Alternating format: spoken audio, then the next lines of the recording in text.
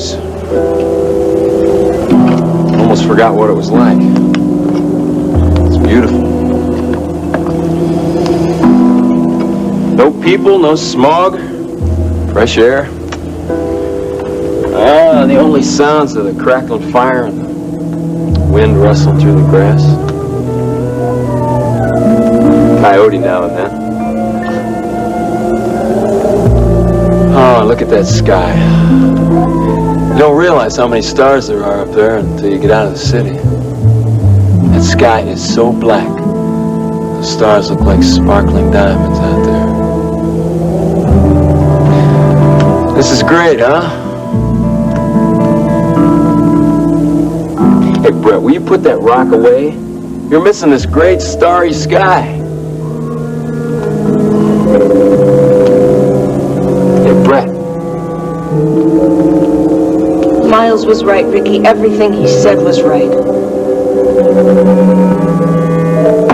None of your business. Of course it's my business. I love you, Daddy. I love you both. That's enough, Rita. No more questions. You understand? None. Stryker, have you gone crazy?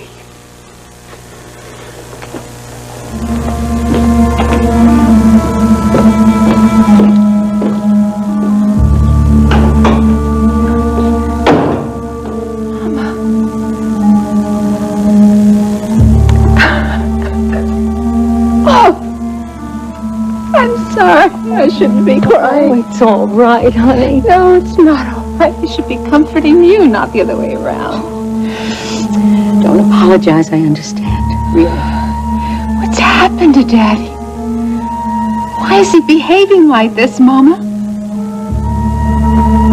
Mama? Marlene, what are you doing? I'm making a list. Of what? Everything that's been happening around here. What for? I'm trying to figure it all out. Well, what is there to figure out? Ruby, there has to be a connection with all this. Like Bo having that fire compass thing and then turning into a mummy, and then Gretchen killing Brett's friend, Mr. Rehnquist, and then kidnapping you, and now going off with that guy Joel to High-Toe Pie. Marlene, you're making too much of this. No, I'm not, Ruby. You're letting your imagination run wild. Well, what about Brett and Ricky's disappearance? Is that my imagination? Now, I think that has something to do with all the rest of this. Honey, I don't think one thing has anything to do with the other. Maybe you don't think so, Ruby, but I do. And the police are going to think the same thing when I tell them. Upset about Brett? Yeah. Upset that she left here without telling me and not telling me where she went. Dad, she's a grown woman. Well, that doesn't stop me from worrying about it. I guess it doesn't.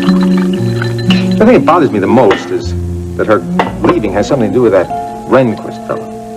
Miles Rehnquist? Mm-hmm. I remember her telling me something about his being in trouble. I just hope she hasn't gotten mixed up in that. You know, that's strange. What? Well, some friends of Brett's came by today.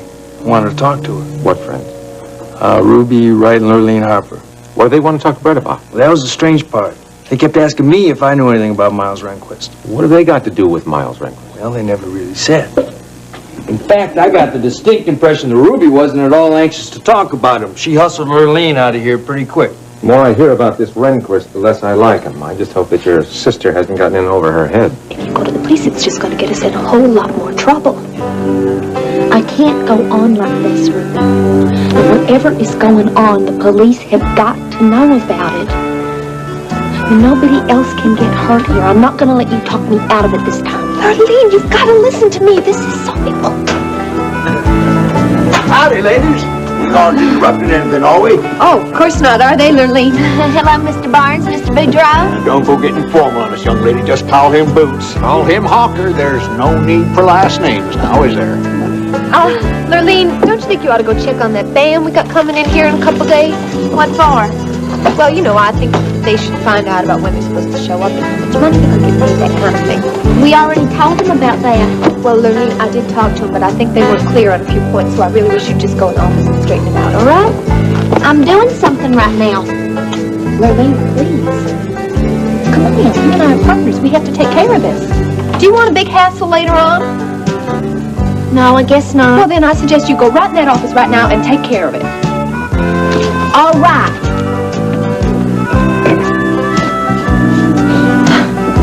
Well, gentlemen, it's nice to see you again. Why don't you guys sit down and I'll bring you a nice tall drink. Well, ain't turned down an invitation like that, can we, Hawker? No, sirree, Bob. Yeah, make yourselves comfortable. Yeah. Why, you like this place.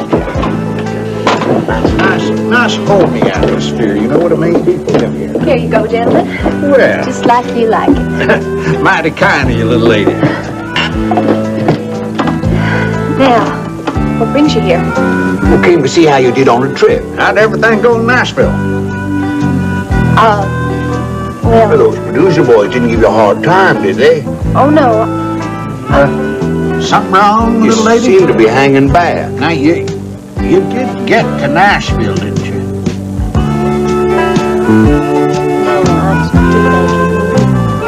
How come? What happened? Well, I got all the way out to the airport, you know, and some creep mugged me. You were mugged. And the very worst part of it is, he took every cent I had on me.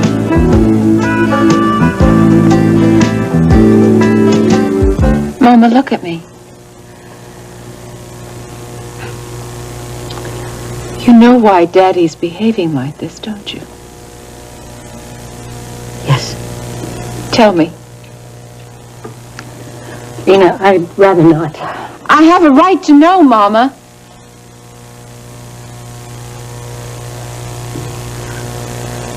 Yes, I suppose you do. What's happened to him?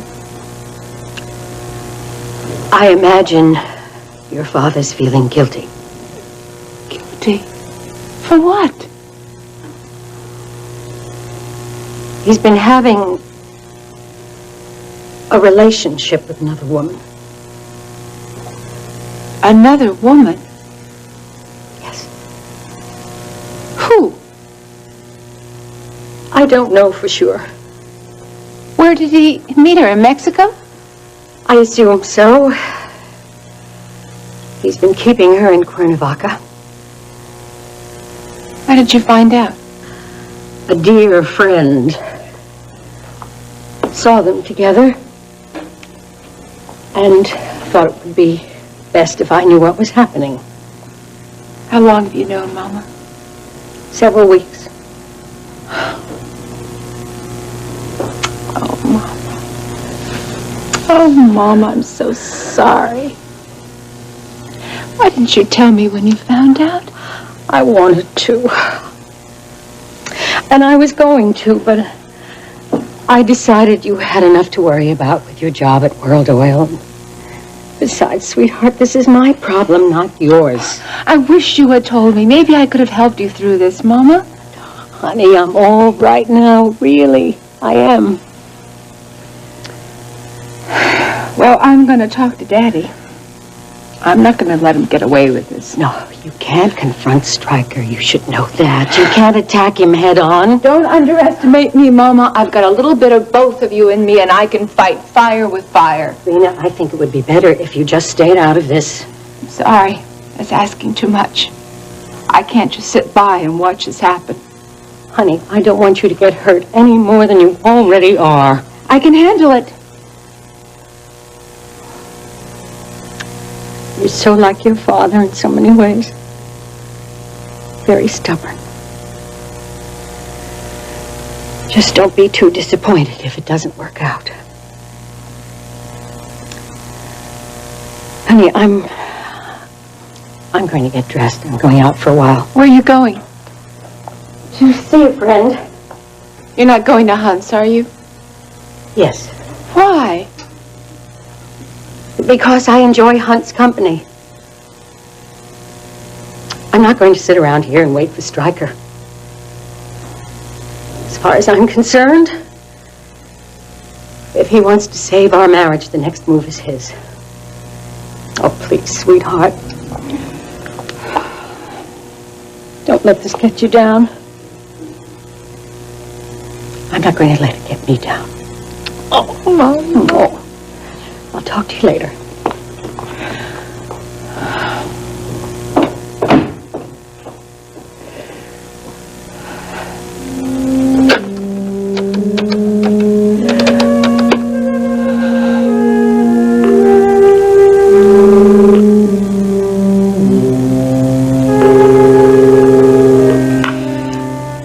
Hello. Grant, it's Rena. Oh, Rena, I'm glad you called. Are you going to be home tonight? Sure. I want to come by. I wish you would.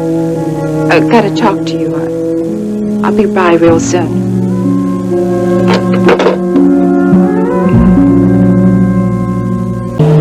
Everything Miles said about what? About the Sutar legend. You can tell that it's true just by looking at that rock? Yeah, this rock gives me a reason to believe it is. That rock looks like any other rock I've ever seen. Let me see that. Well, Ricky, that's because you're not a geologist. You don't know what to look for. All right, then why don't you show me what to look for? Well, why is this rock different from any other rock? Well, because this rock, first of all, has gone through a very peculiar metamorphosis. And what does that mean? Well, rocks, you know, are caused by the shape of them is caused by the elements around them, such as wind and water and weather and the movement of the earth, that sort of thing. And this rock wasn't shaped by any of those things? No, not in its present state. My guess is that this rock has been submitted to very intense heat. Well, then maybe this rock was shaped by a volcano. Yeah, except that we're not in a volcanic area. Well, how can you tell that? Well, there's no evidence of volcanic ash, for one thing. And for another thing, the rock formations, these weren't caused by volcanoes. Yeah, but you say that this rock was shaped by an extreme heat. That's right, and Ricky, I bet you there are more rocks just like this all over this canyon floor. Well, if this wasn't caused by volcanic activity, what other kind of heat could it be? An explosion like the one mentioned in the Sutar legend. And you really believe that this was caused by that explosion over 700 years ago? Ricky, it's a possibility, and if I'm right, do you know what that means? What? It's another validation of the legend. The first one Yeah, the being, of course, mummification of the ranch hand, right? Right. He found the fire compass. He opened it up, and the poison gas inside killed him. Now, the legend says... I know all about the legend. Brett, is there some way that you can prove this explosion happened here that long ago? Well, I'll need to look around a little bit more, of course, but... yeah, there are ways of telling. Oh, Ricky, I can't wait till daylight. I want another look out there. You're not thinking of getting an early start, are you? Like right now? No, it's too dark right now.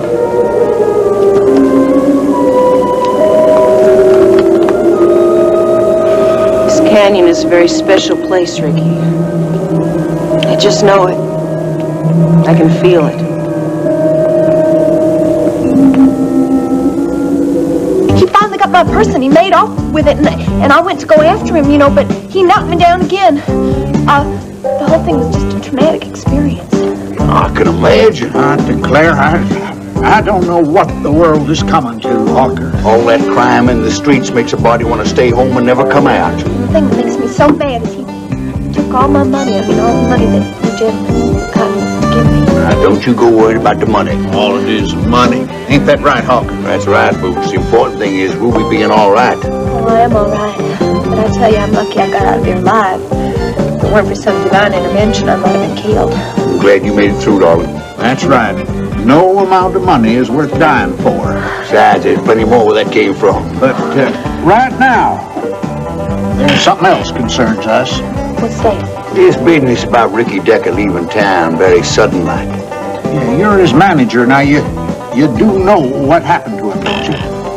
Oh, sure, yeah. Ricky tells me everything. We're very straight with each other. Where'd he go? Oh, up to the Panhandle. The Panhandle. What the hell did he go there for? Well, see, he has these real sick relatives up there, and they really needed him. So, out of the goodness of his heart, Ricky went up there and decided to help him out. But he didn't want anybody to know about it except me. Well, isn't that nice, Boots? Sirree, that's our kind of boy. Willing to lend a helping hand when it's needed. And so dang modest, he doesn't even toot his own horn about it. Yeah, we'd better let this little get back to what she was doing, Boots. Sure enough. Oh, I got a little something for you that'll get you started back on the road to Nashville. Well, you know, I might not actually have to do that. Why's that? Because because I found out there's some real good record distributors right here in Houston. But thanks a lot for the money. I really do appreciate it. You just do whatever you have to, darling, and let us know when you hear from Ricky. I will. Keep up the good work. You take care now, Lillian, yeah?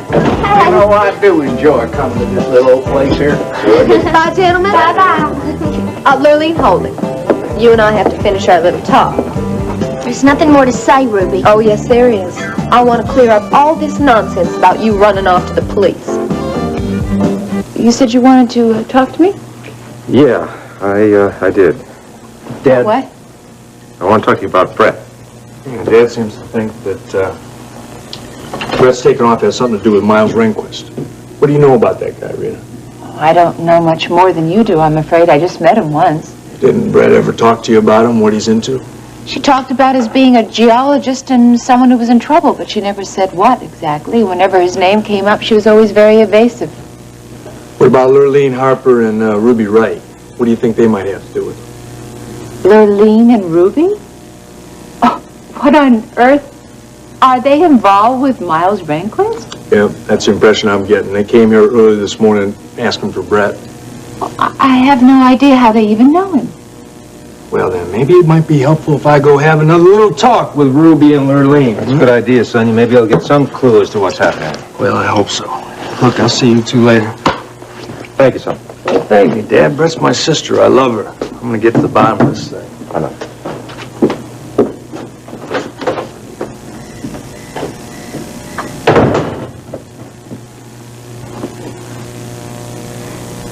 Lena, what's the matter?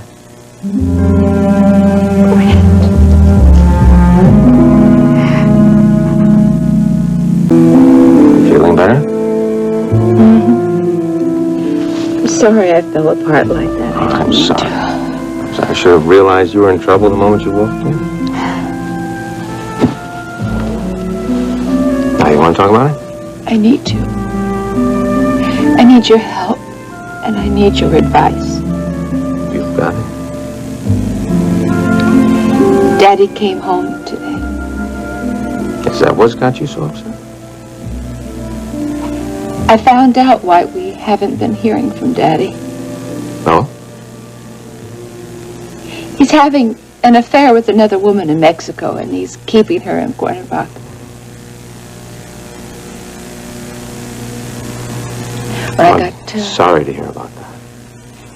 When I got home tonight, I found him there, and I didn't know what was happening, of course, and so I asked him, I said, Daddy, why haven't you been calling us? Grant, all of a sudden he yelled at me, and he stalked out of the house. I asked Mama why he responded that way, and at first she wouldn't tell me anything about it, and then she talked about it, and she said she's known about this other woman for a long time, and she didn't tell me about it. Well, she's probably got her reason. She said she didn't want to burden me with her problems, and I had enough to deal with at World Oil. Well, she's right, you know. I mean, this is a problem that exists between them. They have to solve it. It's my problem, too, Grant. We're a family. We're a family, and I'm not going to let Daddy do this to us. Rena, listen to me. Rena, this may sound simplistic and a little callous, but you're not a child. You're no longer dependent upon the two of them being together. They're adults. You're an adult. They've got a problem. They've got to solve it. I don't know that they can. Or that they want to. Yes. Do you know where Mama is tonight? No? She's with Hunt. Well, that's not a bad idea. Seems to be a pretty good sort of a guy. Maybe he can help her deal with it. Grant, don't you understand? I can't stand by and see their marriage broken up again. I can't do that. Rena, will you calm down? I can't calm down. How can I? How dare Daddy do this to Mama? How dare he have another woman come between us? Then ask him that question. I intend to. I'm going to do that, and I'm going to get an answer out of him, and if I don't, I will embarrass. Rena, will you please take it easy? Rena, you're not going to solve anything by letting your emotions get the better of you.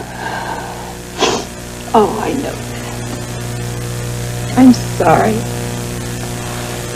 I guess I shouldn't have come here to you. What? Rena, it's a compliment to me that you came to me. The problem is that I don't know what to do to help. Helped. Just by listening to me and letting me cry on your shoulder. Well, say whenever you need it. Thank you. Can I get some? No, thank you. Please help me.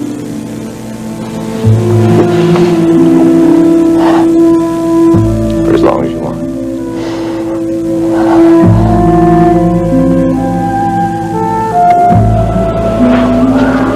Your coffee? Yeah, thanks. Well, I got the bags laid out for us, darling. Come here. Turn around. Boy, this is a strange place.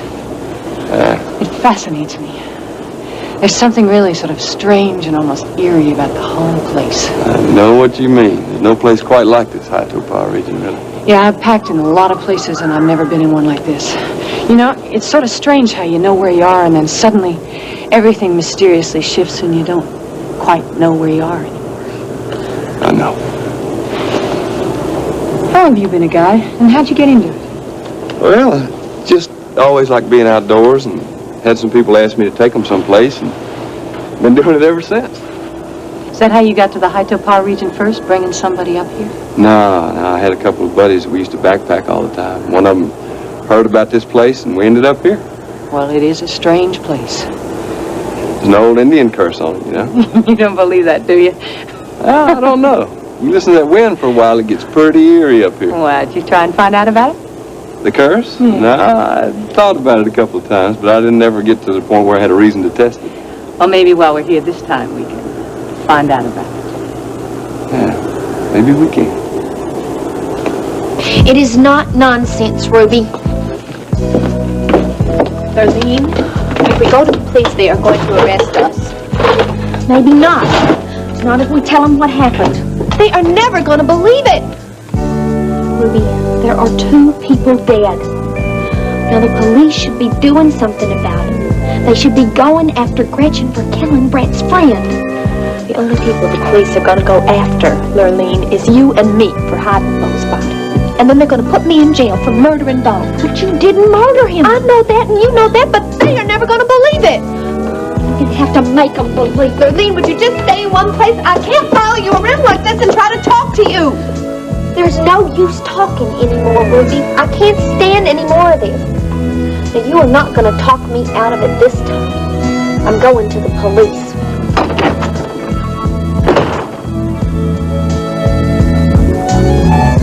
See you, Vicky. Well, turnabout, you came to see me, and now I've come to see you. Look, I really want to apologize for coming by like that the other day without calling. It wasn't fair of me. I mean, I was just concerned. Don't worry about it. So how are you feeling? Fine. You, over what was upsetting you?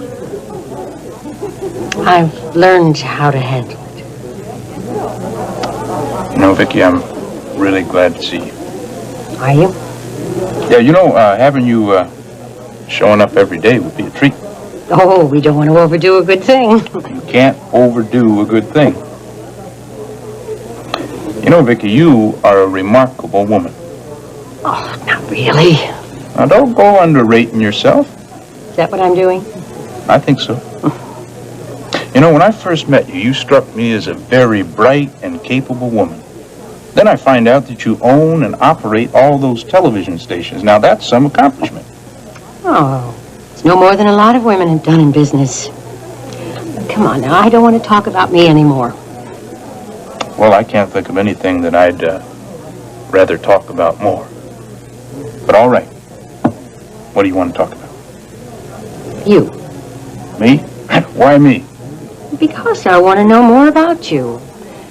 I want to know what you like and what you do. It's all right here. This is what I do. Not very well at the moment, but I believe that that's going to get better. I believe so too, Hunt. I guess I better go get some more wood. Wouldn't want our fire dying out in the middle of the night. Be right back. Hey, Ricky. What time do you think we'll start in the morning? As soon as we get up, have something to eat. Do you think we'll make it to the prospector's hut tomorrow? If it's there, Oh, it's there. then we'll find it. Don't worry. Be back in a few minutes.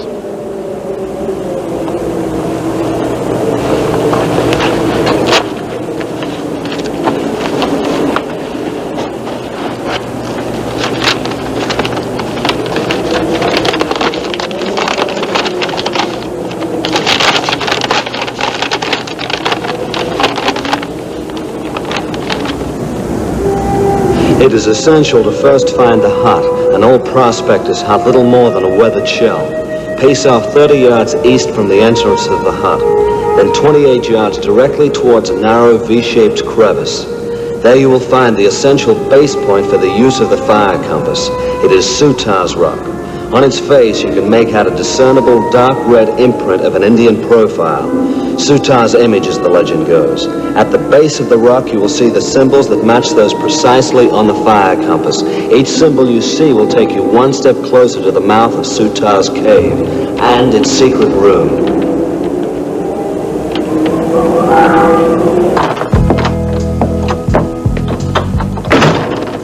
Lurleen, would you please listen to reason? I'm sorry, Ruby, not about this. Honey, you don't know what you're doing. Yes, I do. I'm not going to spend the rest of my life wondering whether or not the police are going to come knocking on our door to arrest us for moving Bo's body all over creation. Right now, I can't see how jail could be any worse than what's happening to us. Don't ever say that, Lurleen. I mean it, Ruby. You don't know what jail is like. You do? No, of course I don't, but I just hear it's horrible.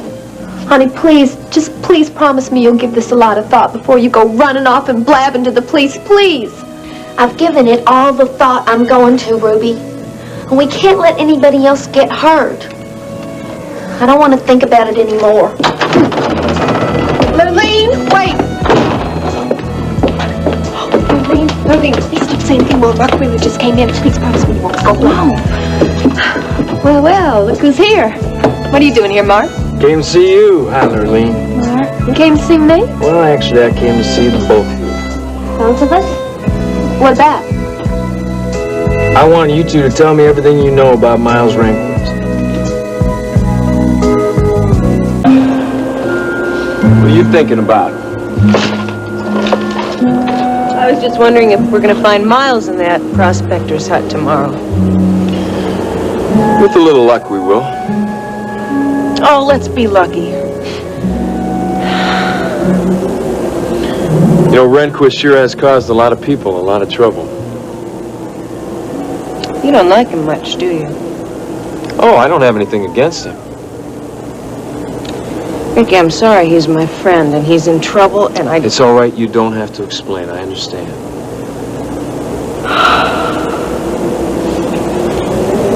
You really think he's out there, don't you? Yeah, he's in this canyon. I can feel him here. I sure hope you're not disappointed. Why, don't you think he's here? Oh, I don't know. I don't want you to be disappointed if he isn't.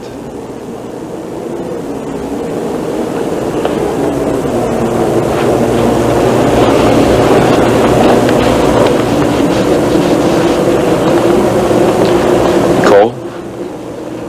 Yeah, a little.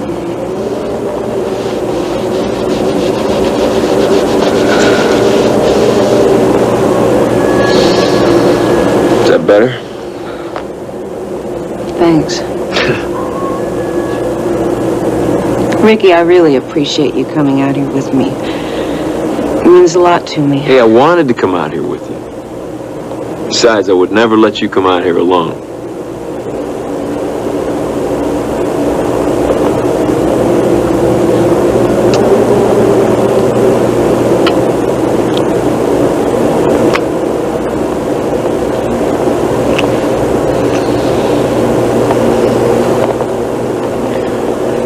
do I have to do to get your attention? What? Nothing. It's not important. I'm sorry, I was thinking about this canyon. What about it? It's such a strange place in a wonderful way. There's so much mystery out here. And we're gonna uncover some of this mystery, Ricky. I don't know what it is about this place. I can't stop thinking about it. I've never felt a place have such a hold on me. You think I'll ever be able to make that kind of an impression on you?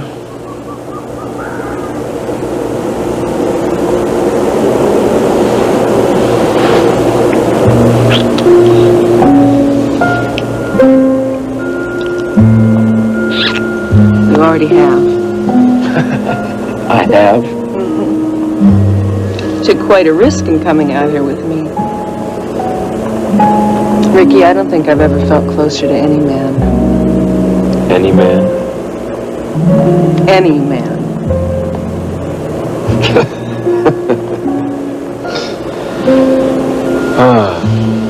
You are, without a doubt, the most complicated human being I have ever known. Well, you think you can put up with me and my complications a little longer? Yeah. Hey, thanks, Ricky. Anytime, kid. Anytime.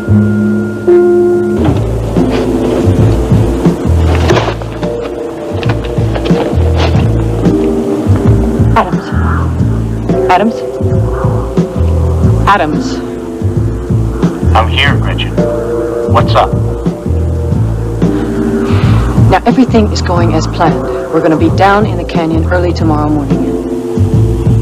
Good. Bailey and I are set up at the Lock and Cheetah. We'll be here when you need us. Well, keep those communications open. I want to be able to get a hold of you fast. Don't worry. Gretchen, are you going to be able to handle that guy if he gives you any trouble? Don't worry, I can handle it. He's not going to be any problem.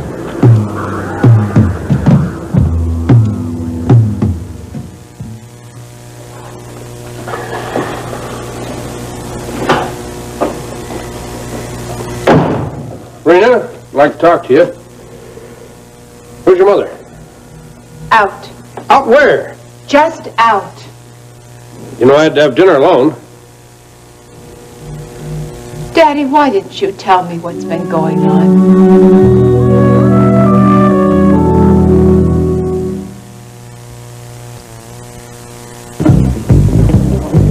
Miles Rehnquist? Oh, Miles Rehnquist. That's right. What do you know about him? Oh, we don't know anything, do we, honey? Well, then why are we asking about him this morning? Oh, Mark, can I get you something to drink on the house? Answer my question. What question is that? Why are we asking about Miles Rehnquist this morning? Oh, gee. You know, I don't even remember. I guess it wasn't very important. Didn't you say he left something here at the coop? Did I? Oh, yeah, I guess I did. Oh, well, it turns out I was just mistaken. Well, what'd you think belonged to him, Ruby? A hat. I could have sworn I saw him wear this hat in here a few times, but then this guy turned up and he claimed it, so I was wrong. I don't believe it. Now stop dodging me. Did he come here often? He only came here twice that I know of, and I didn't really talk to him except to say hi and would you like a drink. When was the last time you saw him? What's the matter, Lurleen? Lurleen hadn't been feeling very good lately. Come here, honey, I think maybe you better sit down. No, take it easy now. Just have a seat around here. On second thought, I think maybe you better have a seat in the office on the cot. This isn't Christian. Honey, I'll take care of it just as soon as I get ready. Now, you lie down. You feel better now. She's been kind of sick lately. She has anemia, but she's going to be fine. Are you sure I can't get you something? The only thing you can get me is some information about Miles Rehnquist. Now, I think he has something to do with Brett and Ricky's disappearance. You really think so? Can't think of any other reason. Well, I wish I could help you out, Mark. I really do, but I don't know anything. Well, if you hear anything about Miles Rehnquist, though, you will let me know, won't you? I'm sure I will, but I don't think we're going to be hearing any more from Miles Rehnquist. Why is that? Well, he doesn't really like it here very much, so I don't think he's going to be back. But if he comes back, I promise you, I'll tell you everything. I appreciate that. Oh, and Ruby, in the future, be straight with me.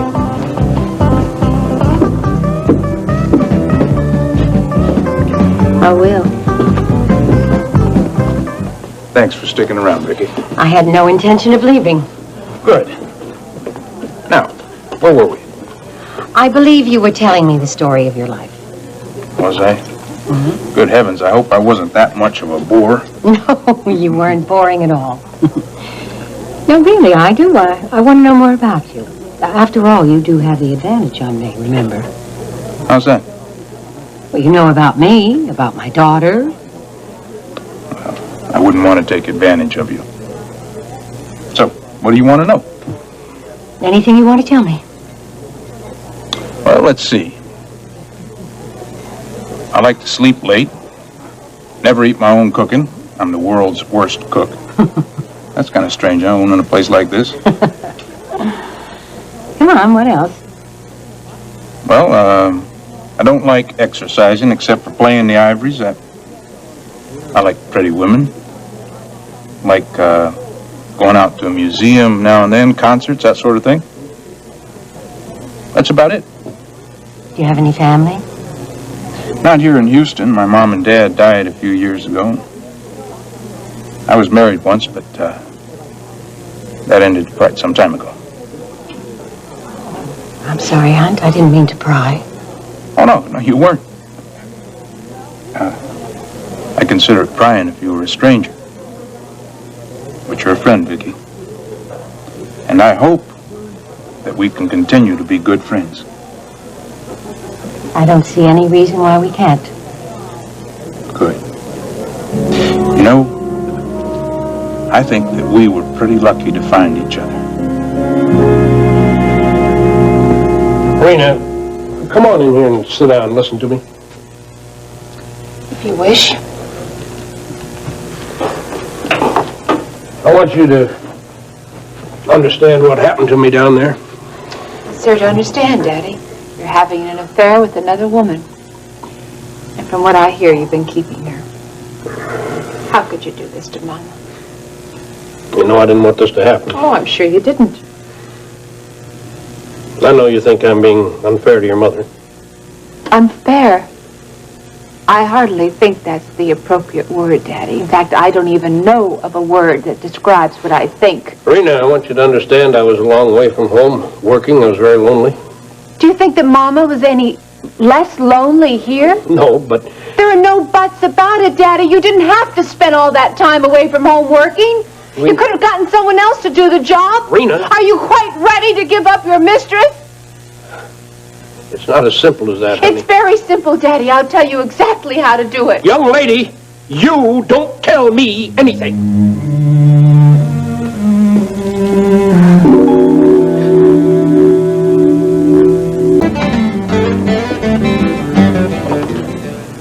Mark gone? He just left. What'd you tell him, Ruby? Didn't tell him anything. Well, why was he asking all those questions about Miles Rehnquist? Because he has some crazy idea that we know about Miles Rehnquist and that that's connected to Brett and Ricky disappearing. Maybe that's not so crazy, Ruby. Lurleen, what do you mean? Miles Rehnquist was dead before Brett and Ricky ever took off. I know. But if Gretchen knew that Brett and Ricky were friends of his, she might have done something to them too. That's crazy. No, it's not. We know that Gretchen killed Mr. Rehnquist. Ruby, I am going to the police about this. And we're going to help Mark too. All right, Lily. I can't argue with you anymore. I'm not gonna. You're not? Just promise me one thing, though, okay? Why? I want you to sleep on it before you decide to go running off to the police. I want you to give it a lot of thought, Lurleen, all night long. And in the morning, when you wake up, if you still feel like going to the police, I'll go with you. You will? You really will? Sure I will. Oh, Ruby. Ruby, that makes me so happy. Okay. I'll sleep on it. Ruby, I'm really proud to have you as a friend. I think it's really something that you're going to go with me to the police. Well, I'm going to start closing up now.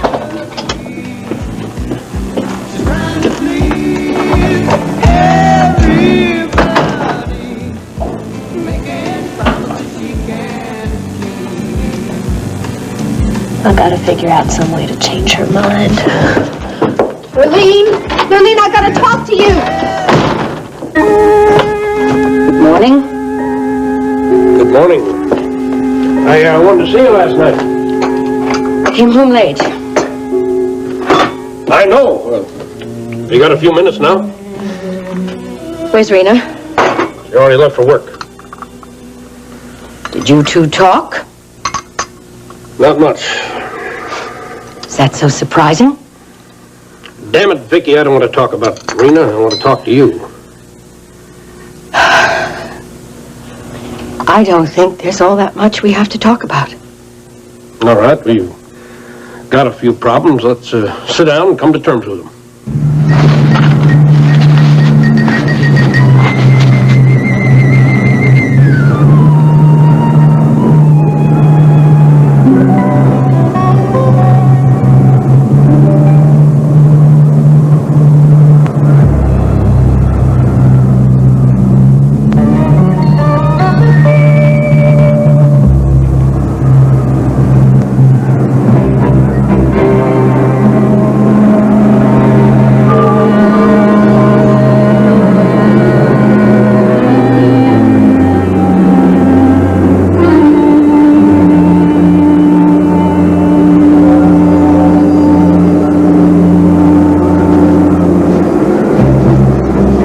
See anything interesting? Morning, Lurleen. Hi, Ruby. What are you doing up so early? I couldn't sleep. Have you decided yet about going to the police? I thought about it all night, Ruby. And we can't let anybody else get hurt. I've decided that I have to tell the police everything, especially about Gretchen. Boy, I like the way you think. Yeah, I'm all prepared to leave for Indianapolis this afternoon. I'll get there sometime this evening. Can I see you this evening? Good, we'll have some time together. Yeah, this is a great idea whose time has come, Hud. I'll call you as soon as I get in. What's that all about? That, my darling, was about fame and fortune. Oh, really? Well, what about fame and fortune? You wouldn't believe the great ideas that Hud has come up with for the Gregory one. We're going over the plans, he and I, this evening, and then we're going all over the country and speak to the best racing promoters in the country. Now, Hud set this whole thing up. Can you imagine what this is going to mean to Marshall Oil and Ace High? Wonderful. But aren't you forgetting one little thing? What's that? Me. Now, what am I supposed to do when you go gallivanting all over the country? I've got it. You come with us. We will make this a working vacation. What do you think of that? Well, it would be great, but I mean, somebody has to tend shop, right? There is an oil business to run here, and there's also Gregory and Allison. Well, actually, Allison is an adult. She's old enough to take care of herself. Right. And what about Gregory? What's he going to do while we're gone? Gregory. Take him with us. He'd love to come with us. School, Justin. The boy has school. That's right. Yeah. We can't neglect his studies. That's why, Ashley, you have to stay here and watch out for that boy. I know. That's what I've been trying to tell you. You don't mind, do you, darling? Well, yeah, I do, a little. It won't be long. Think how much closer this will bring Gregory and me. Justin. Now, see? There you go again. Twisting the truth around to make it sound just the way you want it to. Now, see, why don't you just go ahead and admit, Justin, that you can't wait to get behind the wheel of a racing car? Well, I'm thinking about it a little, maybe. What's wrong with that? It scares me to death. Justin, I love you. I don't want to see you get hurt. Oh, I'm not going to get hurt. There's nothing to worry about, Ashley. Think of it this way. It'll just add one more thrilling dimension to our lives. You're impossible. But very lovable. Busy? Not terribly. How are you this morning? Well, a little tired. Why? Well, I was up most of the night thinking. Rena, can I talk to you? Sure, honey. What about? I want to work here full time. You do? What brought this on? Well, you see, I need the money. I want to get my own apartment. Have you had another fight with Ashley? Not exactly. It's just that we don't get along real well, and I'm an adult now. I should have my own apartment. Have you discussed this with her? No. See, I want to have something lined up. She'll just try and stop me. What do you think? Well, you've done a lot for World Oil. I told you I would if you gave me the chance. Yes, you did, but I must admit that in my wildest imagination, I never thought that you'd be bringing us oil leases this quickly. Well, there is so much more I can do if you just give me the chance. You really are determined, aren't you? You bet I am. What do you say, Rena?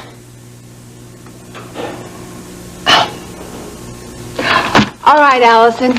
I think you've earned yourself the right to a full-time job at World Oil. You mean that? I mean that. You won't regret this, honest. Hey, wait a minute. Hold on. Why? Because before you accept a commitment like this, there are a couple things you and I are going to have to straighten out. There's only one way I can come to terms with this, Stryker. Name it.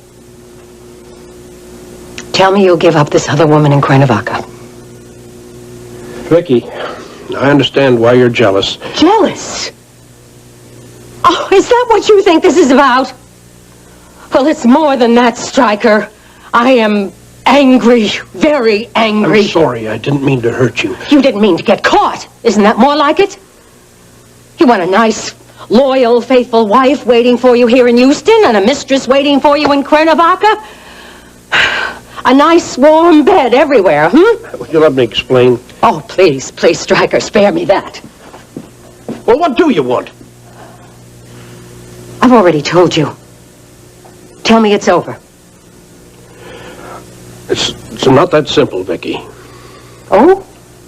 It only takes a second. You say goodbye.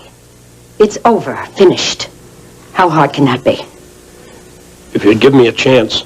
Stryker, what are you telling me? That you want the both of us? Well, maybe she's willing to share you, but I am not. You have a choice, Stryker. Your wife or your mistress. That's your only option. Vicky, there's always more than one option if you're open-minded about it and can understand. Or maybe I don't understand. We made a bargain, Stryker. And we've had to work very hard to make this marriage work. Now, it seems to me that you have broken that bargain. Who is she? Who is this other woman in your life? I'm just not prepared to tell you that now. Well, then there's nothing left for us to talk about. I'm not going to plead with you, Stryker. That's not my style.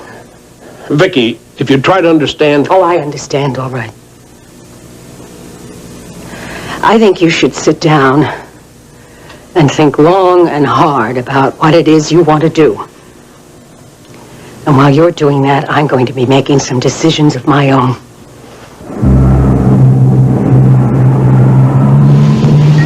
See for yourself.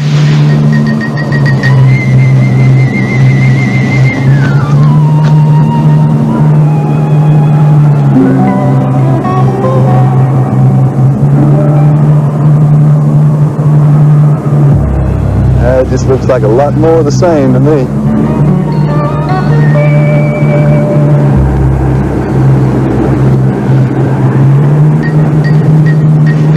You know, you're real bad news for a lady naturalist.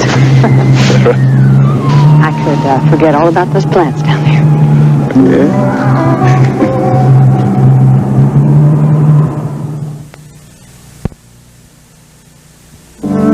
I say this because you're a young girl. Do you really think that you want to tie yourself down to this kind of responsibility? Rena, this is what I've always wanted. Someday, I want to be a successful oil executive, just like you. Okay, don't say I didn't warn you. Okay, been warned. But when can I start? Today soon enough? Really? Really? Thank you, Rena.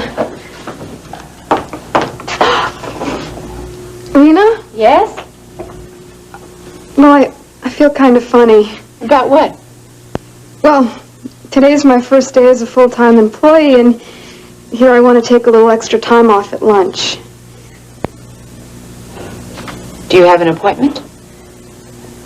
Not exactly. I just want to have lunch with Ashley. You want to tell her about your new job? Yeah, I want to get it over with. How do you think she'll take it? Not well. But I'll feel better as soon as I tell her.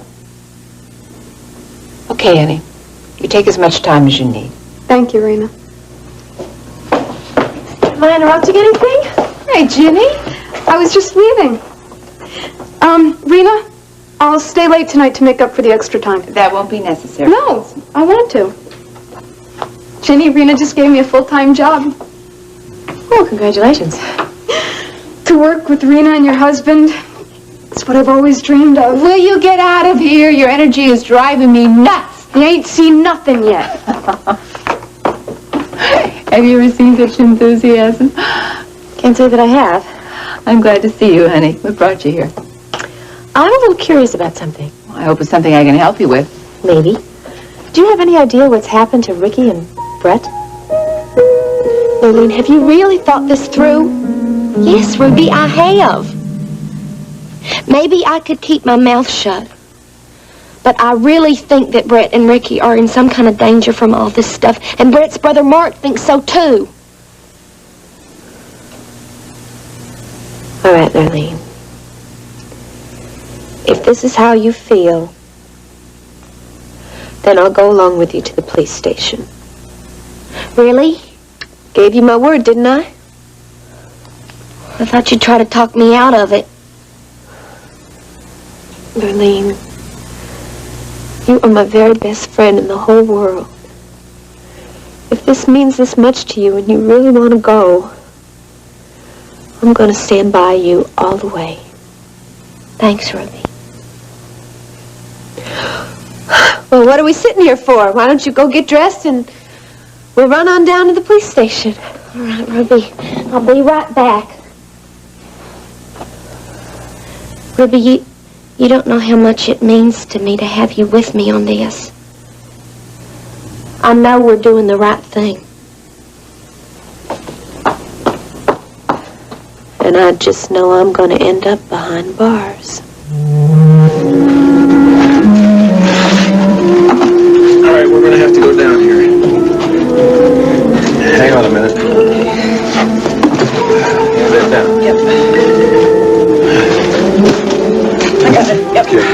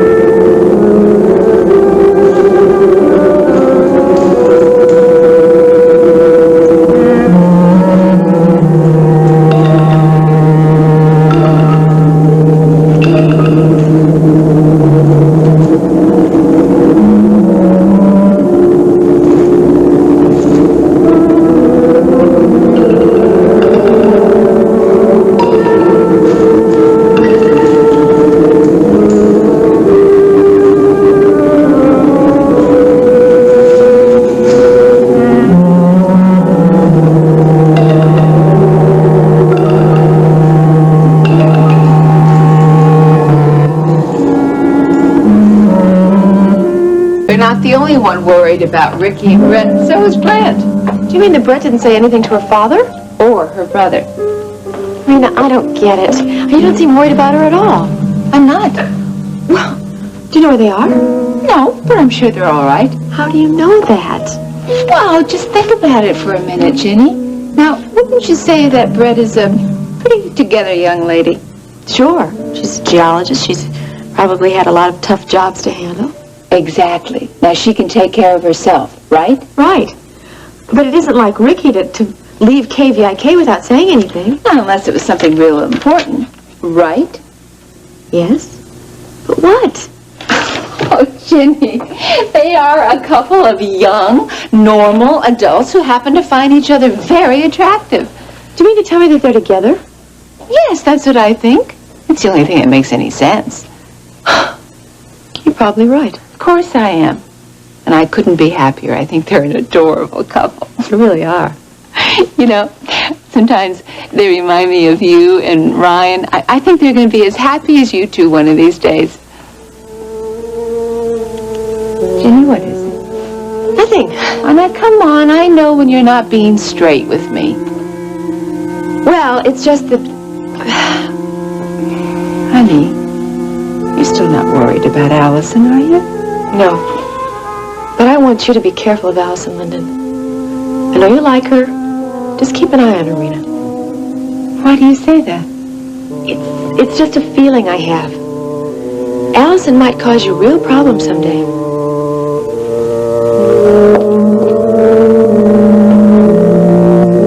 Where did these files go? This stack right here is for legal. Hi. Well. Well.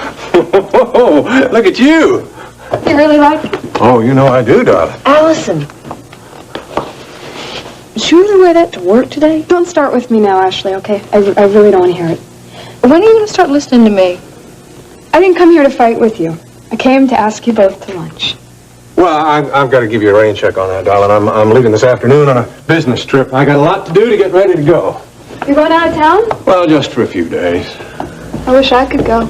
Wow, see that, Ashley? As a member of the family that would like to go with me? Uh-huh. Dressed the way she is, you'd probably take her, too, wouldn't you? Come on, Ashley, let's get out of here before we get into another fight.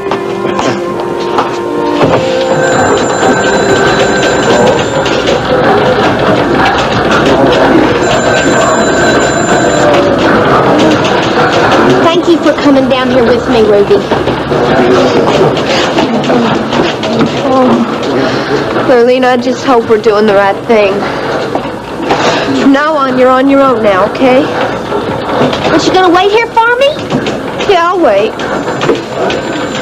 I wonder who I should talk to. Why don't you ask him? He looks like he might know. Oh, excuse me, sir. Can I help you? Yes, sir. I'd like to report a crime. How do I do that?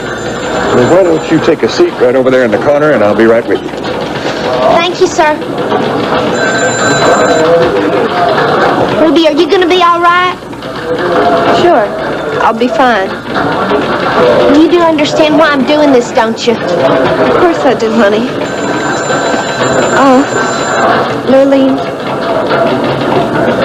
I just want to thank you for sticking by me and all like you did, for being such a good friend. Ruby, you're making this sound like a goodbye. Well, it might be. No, it isn't, Ruby. We're just going to get this whole thing cleared up. Here goes.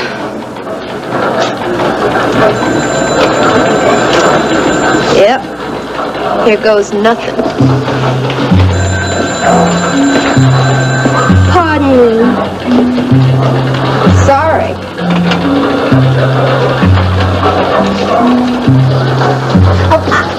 I'm the one that wanted to report the crime. Oh, yeah. Okay. You just fill that out. Be right back.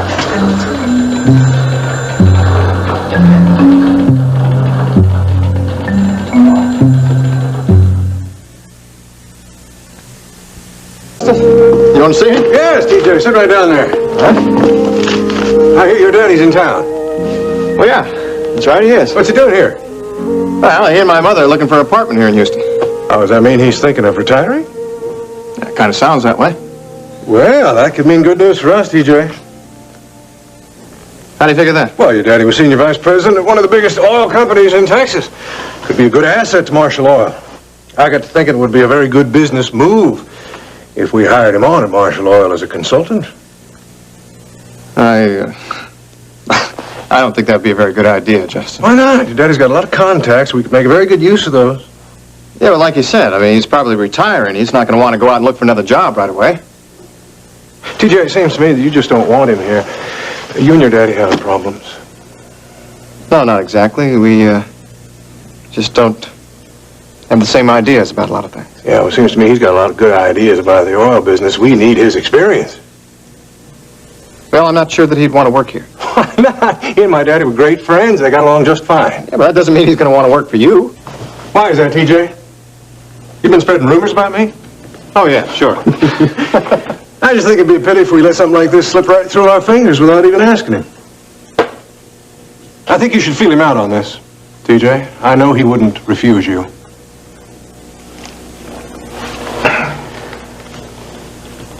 Justin, I'm not going to do that. If you want my father to work for Marshall Oil, then that's your business. But I'm not going to ask him. I was kind of counting on you for this, TJ. I don't like to be disappointed. Sorry. But I'm not talking to him about working here. Well, I guess I'll just have to talk to him myself. Well, it's your business, Justin. Exactly. You do what you want. I'll do just that, TJ. Oh, hello. Hi. Ryan, hi. I have the best news. Oh?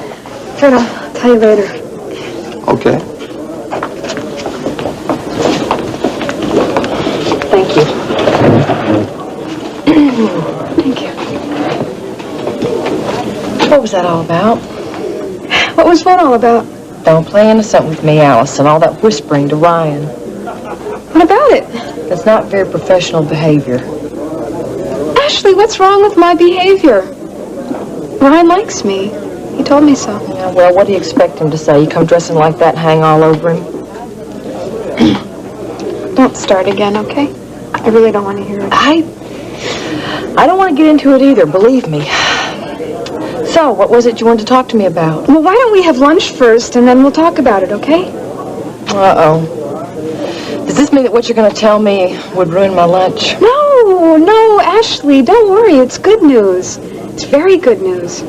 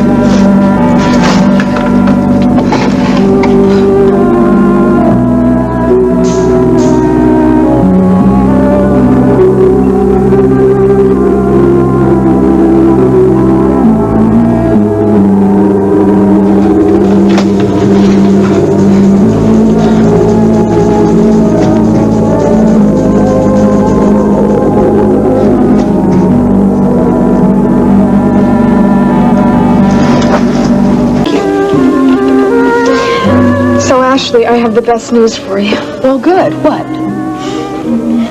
I'm moving out of the hotel. You're what? I'm getting my own apartment. Allison, you can't afford an apartment. Do you have any idea how expensive they are? I know they're expensive. And the salary that Rena Decker's paying you, I'm sure you're not going to be able to afford one that you'd want to live in. I'm working there full time now. Oh. So this is all Rena Decker's idea, right? No, it wasn't her idea. I asked her if I could have a full-time job at World Oil. And I'm sure she thought that was just the best idea yet, right? Well, of course she thought it was a good idea. She knows that I'm a good worker and that I'll be good for World Oil. Allison, it's out of the question. Ashley, I'm not asking you. I'm telling you. No, Allison, no. You're not ready to move out yet. You're not going to move out. Haven't you heard anything that I've said to you? Yes, I've heard you all right. I'm sorry you feel that way, Ashley. Because I'm going to do it with or without your permission. Now, if you'll excuse me, I have to get back to work. I'm sure that Rena needs me.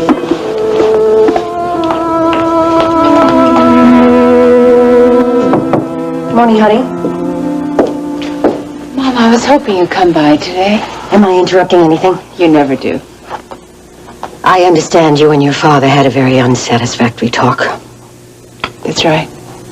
What happened? I simply asked him to get rid of his lady south of the border. And? He told me it was none of my business. Sweetheart, I told you last night I didn't want you to get involved in this. This is between Stryker and me. And we'll work it out, one way or the other. Yeah. Are you all right? Well, I've been a lot better, but I'm holding up. Did you go by Hunt's last night? Yes, and please, honey, I don't want any lectures about it. Mama, I'm not going to give you a lecture right now. I think that's the best thing that can happen to you. Hunt is very dear. He's a good friend. Well, I'm glad he's there for you. Thank you, sweetheart. I just hope that Daddy comes to his senses before it's too late. So do I. I told him this morning I don't intend to sit around and wait for him forever. How did he react to that? He didn't like it. But I mean it, sweetheart. I mean, if Stryker wants things to be this way, then fine. I will just get on and start living my own life. Mom, I'm so proud of you. You're such an inspiration to me. You are a very strong lady. Maybe. But right now, I'm a very late lady. I have to get to the studio. Do you mind if I use your phone? Sure. Thanks.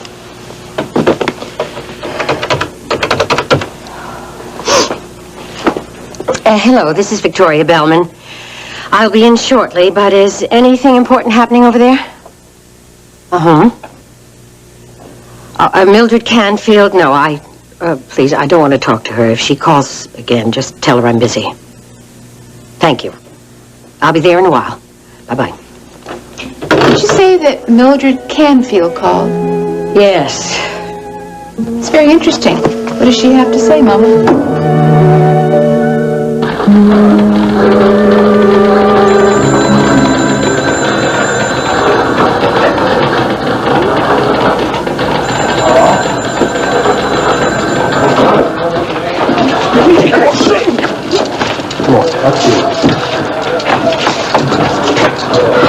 What is taking so long?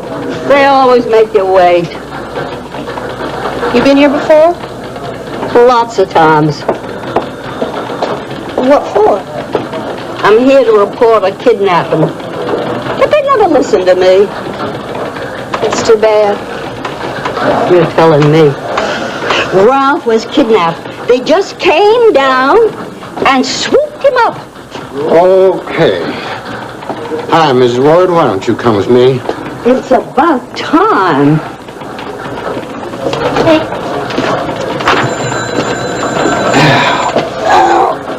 What is it this time, Mrs. Ward? They just came and swooped down and took Ralph again. Came down from where? The sky. Where do you think I'm talking about? 1 minute he was there, the next moment he was gone. Maybe he wasn't kidnapped. Husbands sometimes just up and disappear. What are you talking about? Ralph did not just disappear. They came right out of the sky and scooped him off. Who did? The aliens. You mean somebody from a foreign country took your husband? I didn't say foreign. I said alien. You mean like somebody from another planet? See, you do know what I'm talking about. I'm beginning to get the picture. I've been telling you over and over. You're just not paying any attention to me. You think I'm just making all this up, but I'm not. Those aliens have Ralph right this minute. Who knows who they're going to swoop up next? You have got a point. I'll get right on this. Now, you just go home, Miss Ward, and if Ralph isn't there, you give us a call, huh? Now, you take care of yourself now.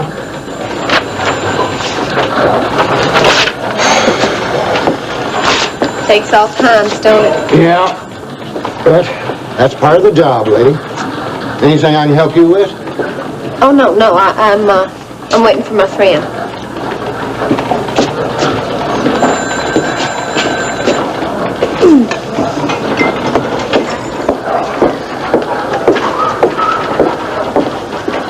Oh, hi, Ruby. I just want to make sure that you tell the officer everything, okay? I want you to go ahead and don't leave anything out. I mean, tell him about us dumping Bo all over the countryside and everything, and about Bo turning into a mummy, and make sure you tell him about the fire compass, too, okay? Everything. I will, Ruby.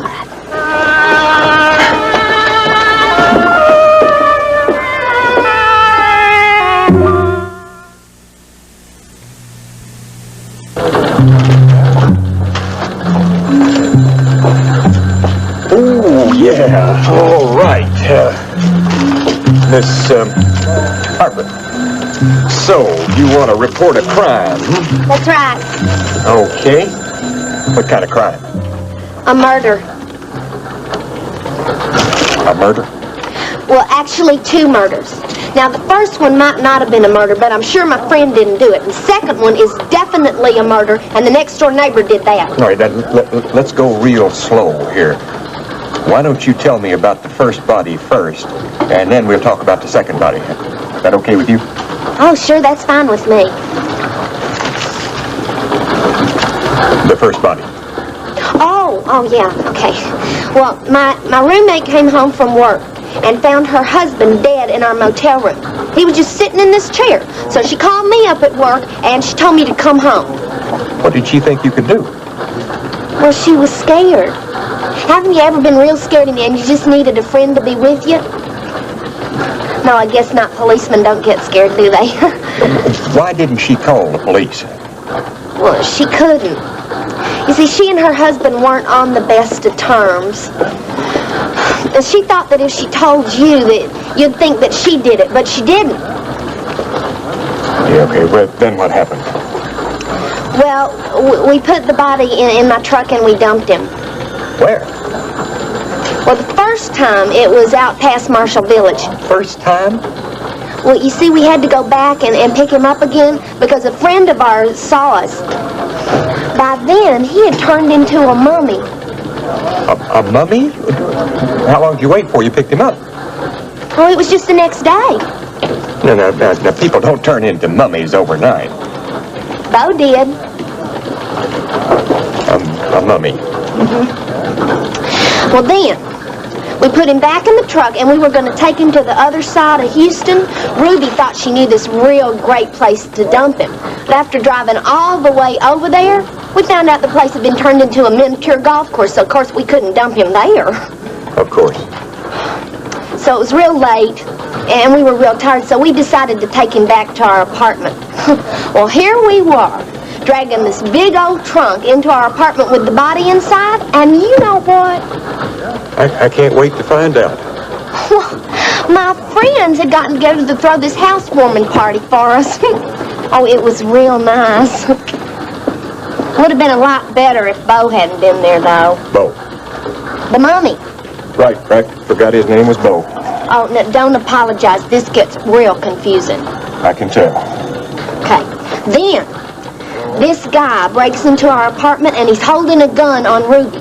So I sneak up behind him and I attack him with a vase. You killed him. Oh, no, I just knocked him out. But then we poured liquor all over him and we dumped him in this alley. That was Ruby's idea. She got it from a movie. Then we took the other body, Bo. The mummy. You catch on to this real fast. I'll try. Well, we took him out and we dumped him again. Where did you dump him this time? Well, I don't know exactly. See, we were driving down this really bumpy road out past Marshall Village. When we stopped, Bo was gone. I guess he fell out of the truck. Now, you remember that guy that we dumped in the alley? He ended up dead in our apartment. What'd you do with that body? Nothing. You still lying there? Oh, no. He disappeared. Now, how do you figure that happened? Our next-door neighbor took him. He collects dead bodies. Oh, no. She killed him in the first place, so I guess she wanted to get rid of the evidence. How do you know that she killed this fella? She told Ruby that she did when she kidnapped her. Your next-door neighbor kidnapped Ruby. She would have killed her, too, but I rescued her. I'm a little afraid to ask, but how did you do that? I disguised myself as a nun. Then, when Ruby and I were hiding in her closet, we overheard about the fire compass and this place called Hato Pop. Why were you hiding in her closet? We wanted to get the money back that she'd taken from Ruby. Tell me, Miss Harper, have you told this story to anybody else? No. Well, that's not true. I have told one other person. Who's that? My psychiatrist.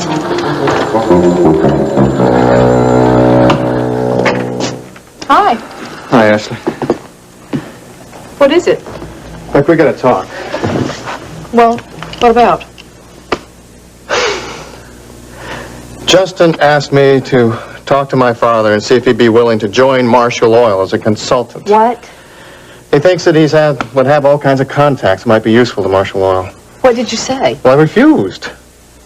Oh, great. Oh, just great. Now, that is all that I need right now is for your father to come to work here. Ashley, look, I said that I refused. But Justin's going to go ahead and talk to him anyway. Couldn't you talk him out of it? He seems very determined. Where did Justin come up with such a crazy idea? My father does know an awful lot about the oil business. He can't come to work here. It would ruin everything. You know, if I didn't know better, I would think that Rena Decker was behind this whole thing. Oh, come on now, Ashley, you're grasping at straws. Rena didn't have anything to do with it. Yeah, I know. But it's just the sort of thing that she would love to see happen. Mildred Canfield doesn't want to talk. She just wants to gossip and spread dirt about people. Who is she spreading dirt about? Oh, several people. Paige Marshall, for one. Paige? What does she have against Paige? Obviously, she met Paige through TJ, and she called her a common shopkeeper. A shopkeeper? Yes. Did you tell her that Paige owns one of the most successful boutiques in Houston? Yes, I did, but it made no difference to Mildred. She certainly doesn't think that Paige Marshall is the girl for TJ. Who else is she bad-mouthing?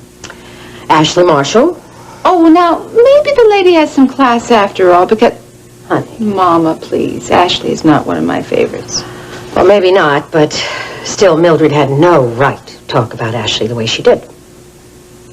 What does she have to say about our dear Ashley? Among other things, she called her a tramp. I wonder how well she knows Ashley. Now, I don't know. But, well, you know that TJ and Ashley were at the University of Texas together. Yes. It's interesting. Well, I don't want to hear any more of Mildred's gossip, and I shouldn't be standing here gossiping. I'm so proud of you, the way you've handled this whole thing. Thank you, sweetheart. I'll talk to you later. All right.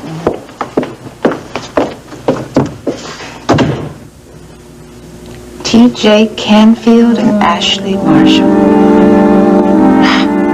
Wouldn't that be something? Are you gonna get on this right away? You bet. Oh, well, you don't know how happy that makes me. This was just driving me crazy. I can imagine. Oh, is this your friend? Yes, sir, it sure is. She insisted on coming down here and telling you the whole story herself. Yeah, well, I have it. And I've told your friend here that I'll take care of it, okay?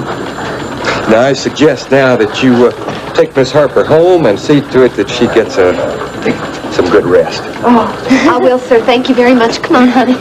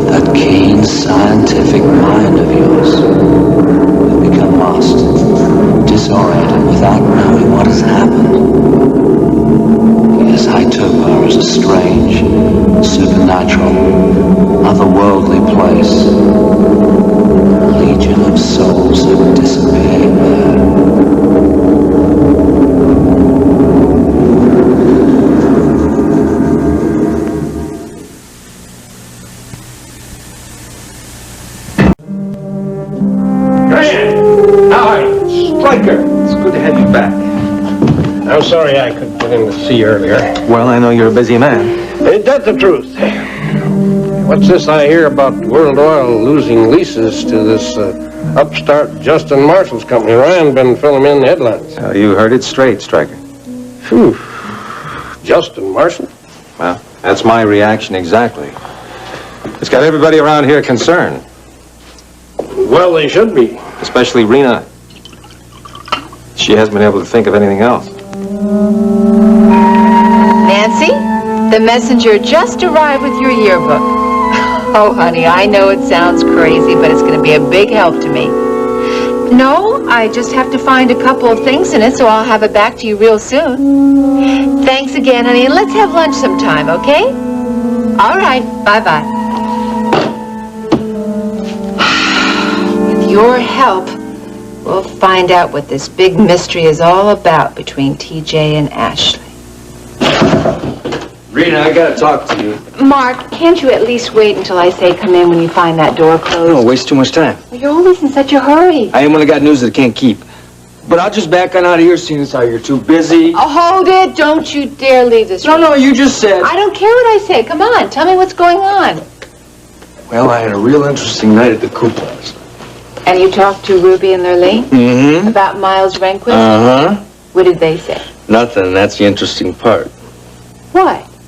I get the feeling that they know a good deal more than they're telling.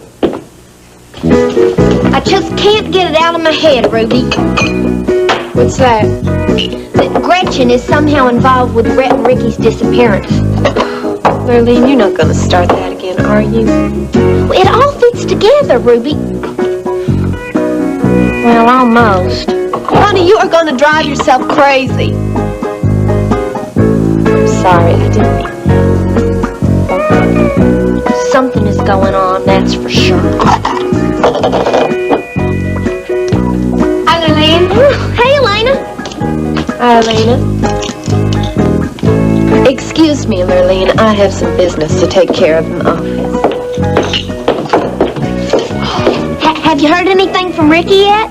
No, not a word. Yeah, but my hunch is that he and Brett Wheeler are having one good time. I sure hope you're right. Don't worry, we'll hear from him soon, I bet. You know, I wonder if Ricky's friend Joel ever got in touch with him before leaving town. Joel?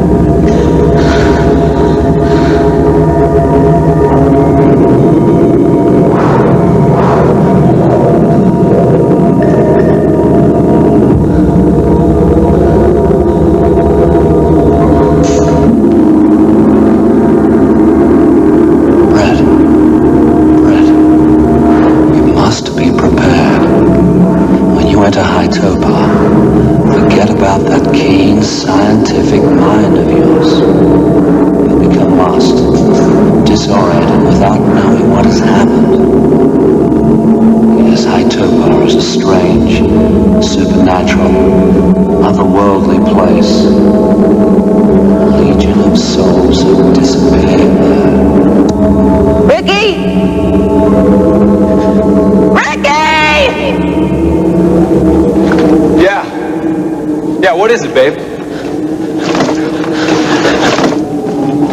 Hey, it's all right.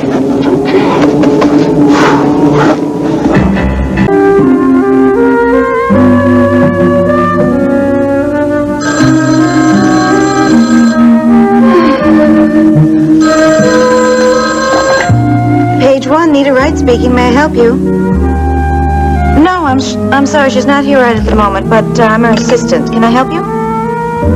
Oh, Mrs. Beaumont. Yes, of course. Let me just look at the book.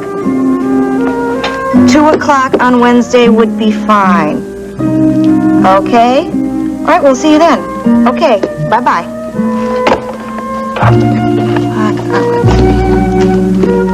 Guess who? Oh. No fair peeking. Oh. You got 3 guesses. I don't know. TJ? No. Ricky? No. Come on, you got one more guess. Justin. Justin? Oh, it's Billy Joe. Honey, why didn't you guess me? Well, I wasn't expecting you. Oh, no, you're expecting TJ and Ricky and Justin. Well, you never do know, you know. Well, no, I guess you don't. Honey, I knew it was you the whole time. No, you didn't. Yes, I did. You did? Mm-hmm. I would recognize these hands anywhere. You're just saying that. Oh, come here.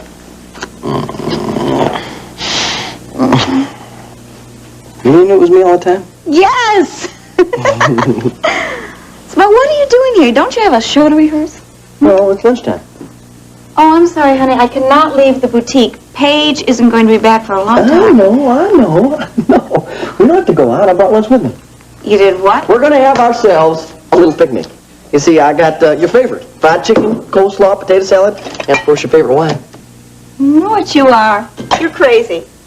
Crazy? Yes, crazy. Well, if crazy means wanting to have a little picnic with your wife, well, then I plead guilty. But we've had lunch together every day last week. And if I had my way, we'd do it the next 100 years. Night goes for breakfast and dinner. Honey, just because we're working 2 separate jobs, that doesn't mean that we can't be together, huh? You know, I know why you're doing this. Because I love you? That too. But also because I asked you to come over here last week. Well, sure, honey, that's part of it. Nita, I'm never going to let you be lonely again. Oh, honey, it wasn't because of you. It wasn't? Mm-mm. Well, what was it that had you so bothered before? Oh, it's not important. No, Nita, now something's bothering you, and I want to know what it is. No, let's just forget it. It's No. really, Honey, it's not honey. important. What? Tell me, what is it? It was Roger. Ricky has a friend named Joel? Yeah, he's a real good friend. They've known each other for years. And he came here looking for him? Yes, he was leaving town and he said he just wanted to speak to Ricky before he left. Well, What do you think he wanted? Probably just wanted to say goodbye. Goodbye? Lurleen, I'm sure it wasn't anything important. Why are you asking me all these questions? Why? Yeah. Oh, I was just wondering, what's this Joel like? He's just one of Ricky's friends. They're about the same age. Lurleen, can I see you for a minute, please? Now? It's business. But I was just talking to Elaine. Lurleen? Go on, Lurleen. I'm going over to my Aunt Maggie's for lunch, and we'll talk later, okay? All right. Oh, listen, if Andy comes, will you tell him I'll be back for rehearsal in about an hour? Sure. All right, I'll see you later. Bye, Lena.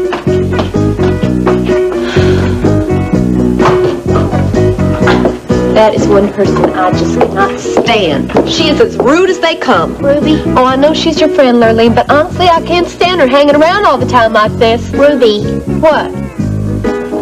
Do you remember when we were hiding in Gretchen's closet? Remember? How am I ever going to forget it? Do you remember the name of the man that came to Gretchen's door when we were hiding in the closet? Lurleen, to tell you the truth, the only thing I heard while we were standing in that closet was my own heart pounding. And I'm doing the best I can to erase it from my memory. You're not helping. I'm just trying to figure this all out, Ruby, to help Brett and Ricky. Oh, there you go with that spy theory of yours again. It was Joel, wasn't it? What was Joel? The name. What name? Of the man who came to the door. Lurleen, what difference does it make? Well, a friend of Ricky's came in here the other day looking for him. So? His name was Joel. Honey, what are you trying to say to me? Elena said that a friend of Ricky's came in here the other day looking for him. His name is Joel, and he's been a friend of Ricky's for a really long time. It was a Joel that came to Gretchen's door when we were hiding in the closet. It all fits together, Ruby. Sure it does, Lurleen. Just like a coincidence would. This is more than a coincidence, Ruby. I don't know, honey. You might be right. I think I am. You think that this Joel, who's a friend of Ricky's, is the same Joel that went off with Gretchen? I think they are. Well, you know, we gotta go do the books. This place isn't gonna run itself. All right, I'll help you. Thank you. Joel, huh? It's a strange coincidence. It's more than a coincidence. It's the same Joel, I just know it is.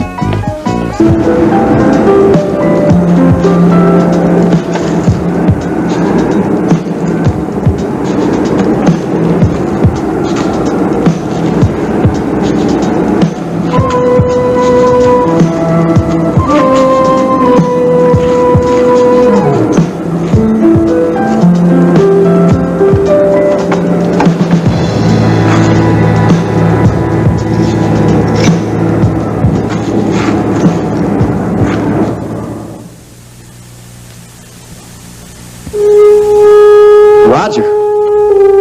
Did that guy make a pass at you? No, honey, he didn't do anything like that. All right, then what'd he do? It's not what he did, it's what he said. Okay, then what'd he say? Well, he told me what my future was going to be like. Your future? Yeah, now that he's manufacturing my designs. Nita, what exactly did he say? Well, he said I'd be visiting clients and other boutiques and that we'd be doing a lot of promotions and traveling and... Well, it's all the stuff that you have to do with Justin. And it scared me, honey. It still does. Oh, I mean, Nita. I didn't count on doing all those things. All I wanted to do was sit here and do my designs. I wanted somebody else to take care of all that. Now Roger wants me to get all involved, and I just got afraid. Afraid, huh? Afraid that we wouldn't have any time together. Wouldn't have any time for lunches and picnics. Wouldn't have any time by ourselves. Honey, No time for our little boy. we're gonna make time. It's just not going to be easy. Well, who said it had to be easy, but we're gonna do it. Are we? Are we really? Sure we are. You're gonna help me every time Justin gets carried away, and I'm gonna help you. And every time Roger gets going too fast. And it's...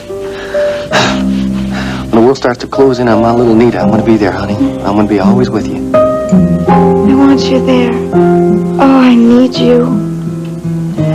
I know you do. And that makes me feel real good. Nita, I want you to be so happy. I really do. Oh, I am. I am. As long as you're right here. I'm going to be there, darling. Forever.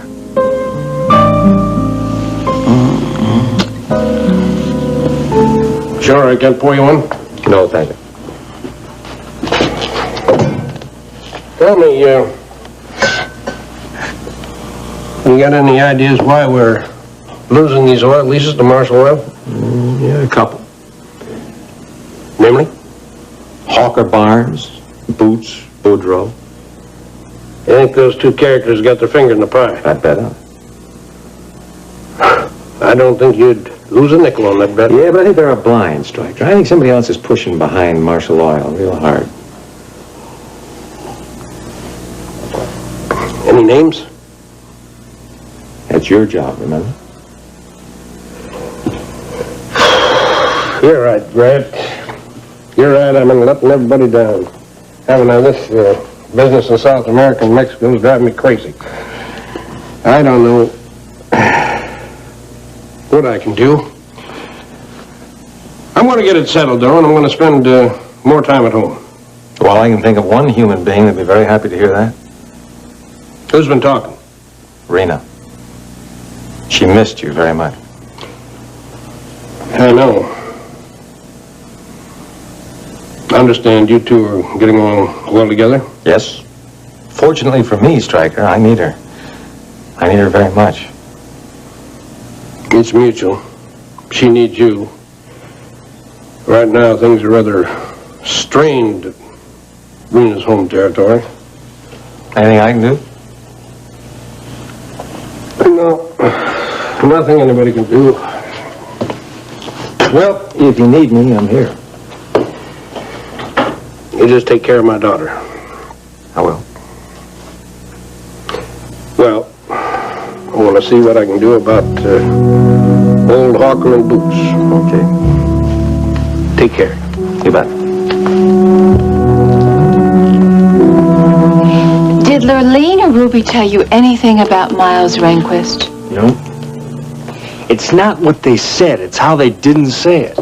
I'm sorry, I don't follow that. Well, as soon as I mentioned Rehnquist's name, they both got real quiet. Like they're trying to figure out what to tell me.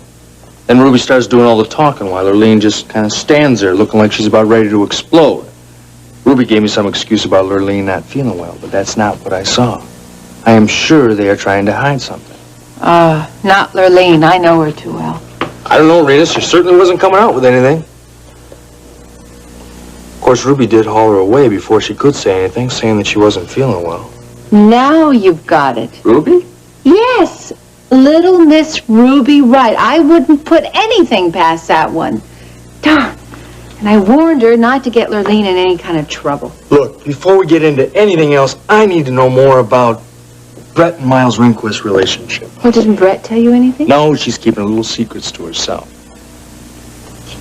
Okay, Ginny Connor's the one you should talk to now.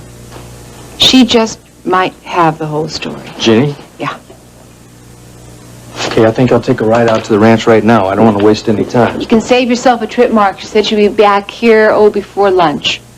Oh, fantastic. Well, then I'll just have a talk with her right here then. It's about time we get to the bottom of this thing.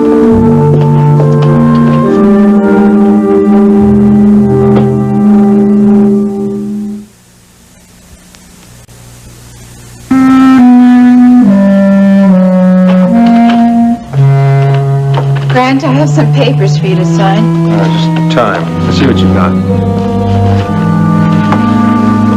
Any word on Brett? No. Well, Mark's in my office right now talking to Ginny Connor about Miles Rehnquist. Maybe he'll come up with something. Yeah, maybe. You're worried about her, aren't you? Well, yeah. I know she's an adult. I know that this isn't the first time that she's gone out on her own. But you still have a right to be concerned. Do I? Of course course you do. You're her father. I don't know. I want her to be independent. I don't want her thinking I'm looking over her shoulder every 5 minutes. Yes, and that's a good thing. Brett can take care of herself. I hope she can. I'm right. I think you know it too, but I know it's still hard for you. Well, the problem is I don't know where she is. Lena, can I have some woman's advice? You know you always have that. Well, what do I do? Just let her go on? Just let her handle it her own way? Butt out?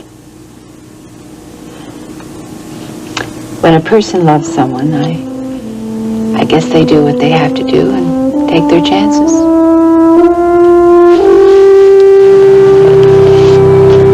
Jenny, I'm glad you came, and maybe we'll stay for a while. Well, this sounds very important. It is. Have a seat. Oh, thanks. Hope I can help you, Mark. I think you can. Now, what's this all about? Well, I'm trying to find out everything I can about Miles Rehnquist. Miles? Rena said you might know the whole story. Do you think that Brett's disappearance has something to do with Miles? Yes, I do. Do you? Yes. Tell me, please, Jenny. Look, I already talked to Ruby Wright and Lurleen Harper about Rehnquist yesterday. What did they tell you? Nothing. But they acted like they were hiding something. Lurleen did that? You know, you're the second person that had that same reaction. Well, it's not like Lurleen at all. Something must be going on. This has to have something to do with Miles. Jenny, just what do you know?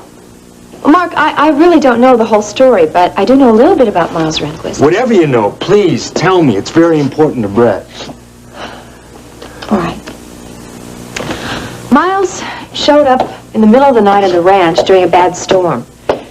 He was injured. His Jeep had gone off the road. I helped him out. He stayed at the ranch in Rena's cabin until he recovered.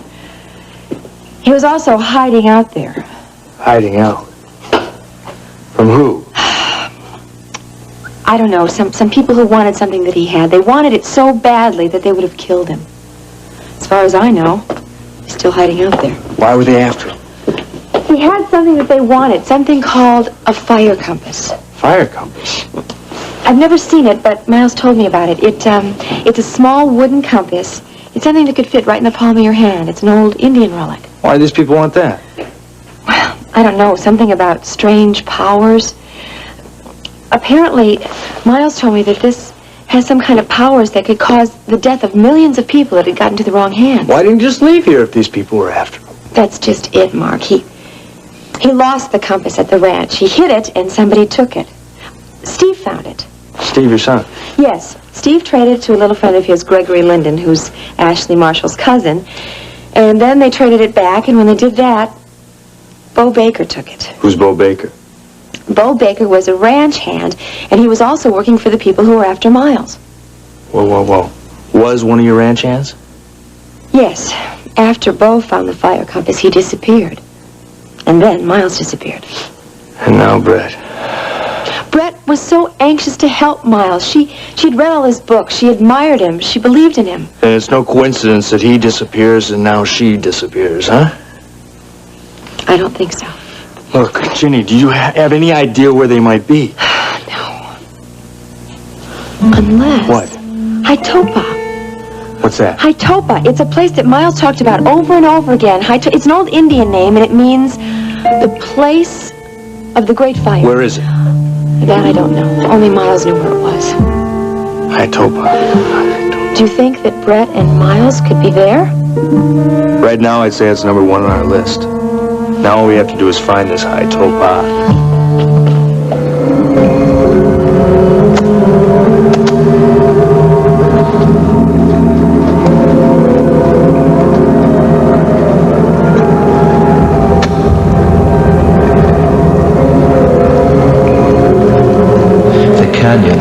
Opens out unexpectedly. To find the prospector's hut, you must locate a dry stream bed of many twists and turns. You are heading due north towards a sheer wall of rock.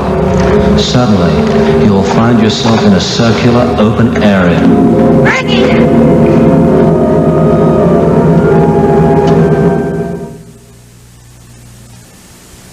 Rena, thanks For what? for being here. Stryker came by. Daddy? Yeah. What did he want? Well, he heard about the loss of the oil leases, so he was kind of concerned. He needn't be. Oh? I can handle it. Oh, I see. And I can handle Justin Marshall and anybody else I have to make my production division a success. Oh, I'm sure you could. Rena, how are things at home? Not very good. I'm sorry to hear that. Sorry, too. Rena, hey, you and Stryker had another conversation about your money? Conversation? Grant, it was more of a head-on collision. Did he say anything? No. He's not talking. I always thought I knew my father. Guess I never really did. Well, for your information, it's bothering him an awful lot. I'll just bet. Oh, Rena, come on. I'm sorry, Grant. I know this attitude isn't going to get me anywhere, but I can't help it. I am so angry I can't have a decent conversation with him. He hurt my mother very badly. That's not fair. I can't let him get away with it. Oh.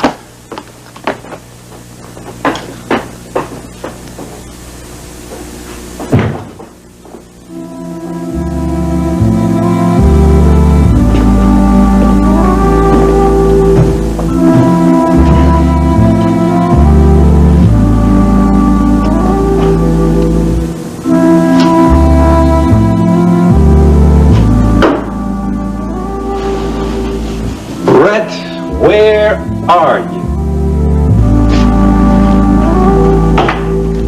Hi, Anita. Roger. You're just the person I want to see.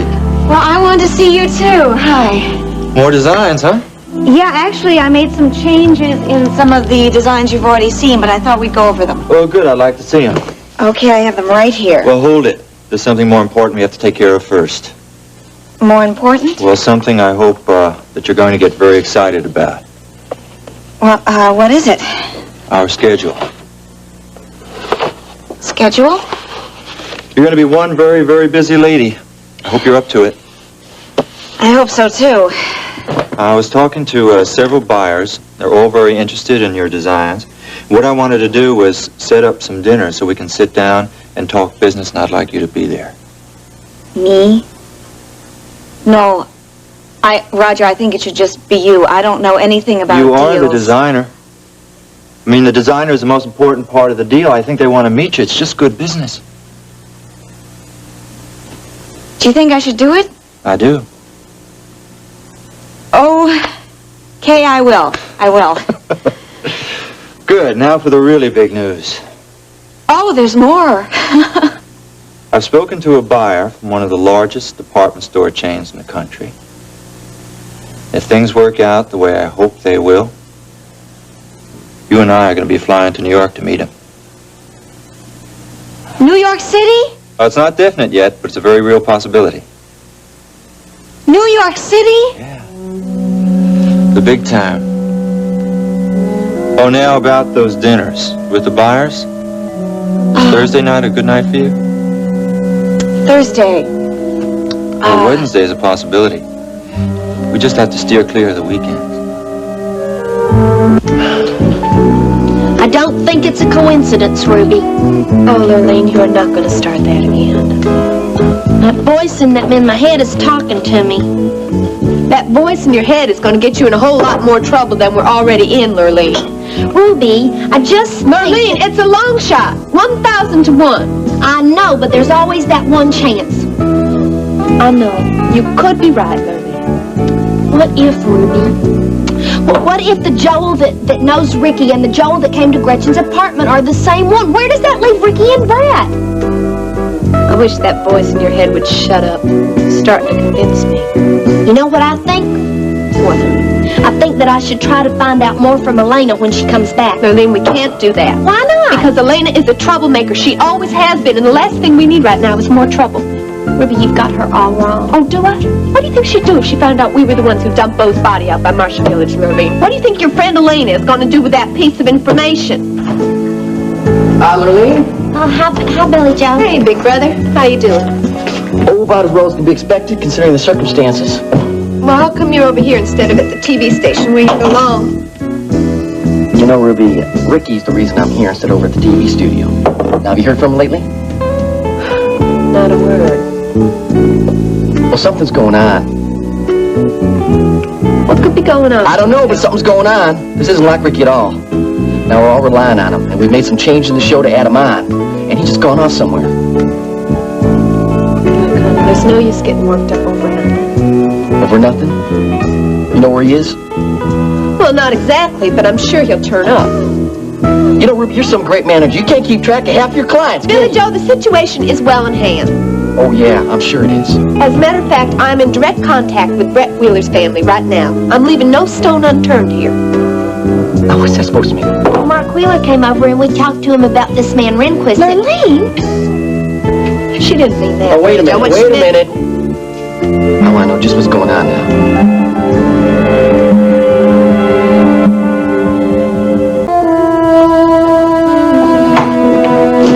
Dad, you busy? No, what is it? I need to talk to you. I think I may have a lead on Brett. Well, let's hear it. Well, Jenny Connor and I spoke this afternoon, and from what she said, I got a feeling Brett may have really gotten herself into something this time. Well, come on, Mark, out with it. Well, you've always given us a pretty free rein. I mean, especially Brett. Mark, what are you trying to say? You may have to get involved this time. Is Brett in danger? I think she may be, Dad. I'm not sure. All right, we have to do what we have to do. Glad you said that. Mark, what exactly is going on? Ricky!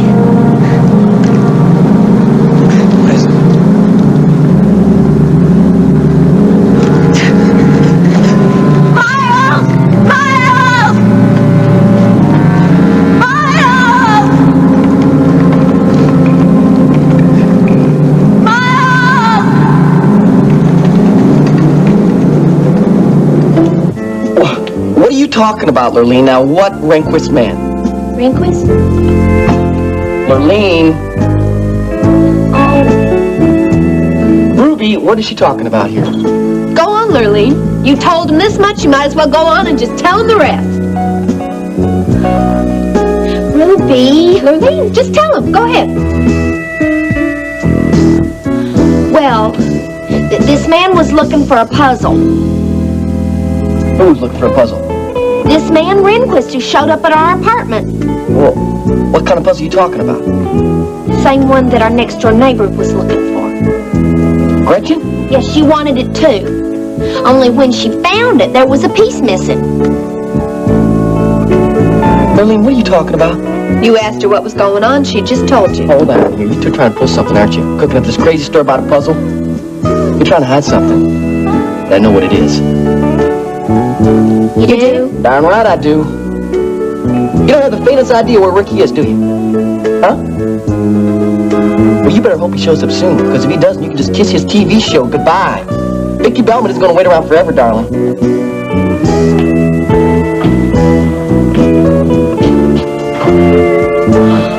Ruby, I'm not going to say a word, Lurleen.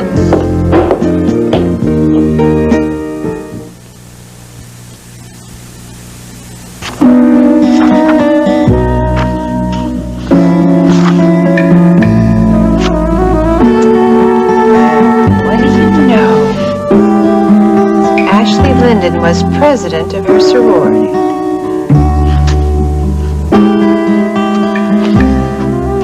Now, who would know all about you and your life, Ashley? No one better than one of your sorority sisters. I'd bet those Kappa Gamma Phi's know everything. Let's see. I think I'll start with Julia Whitman.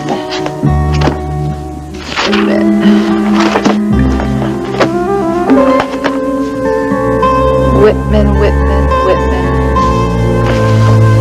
Here it goes.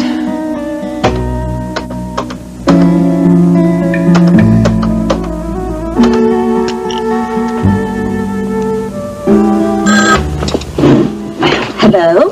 Hello, may I speak to Julia Whitman, please? This is Julia Whitman.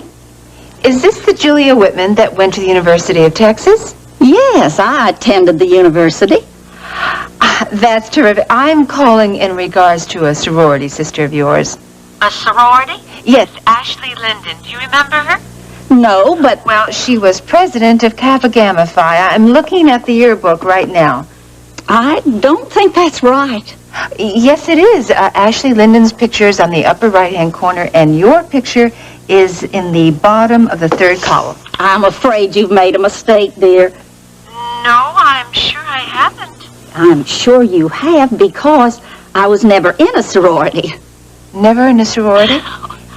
You are Julia Whitman. Yes, I'm Julia Whitman. And you did go to the University of Texas. That's right. The great class of 1942. 42? Tell me, my dear, are you from the class of 42? No, I'm afraid I'm not. I'm sorry. I must have called the wrong Julia Whitman. You must want my daughter. She was named after me. Oh, well, yes, it could be your daughter. She was in a sorority. Why don't I give you her number? Yes, please do that. Of course. It's... Okay. 5553987. Right. I got it, Mrs. Whitman. I'll be sure to call your daughter, and thank you very much. Thank you. Well, I think I'll just try Julia Jr. Maybe I'll hit pay dirt.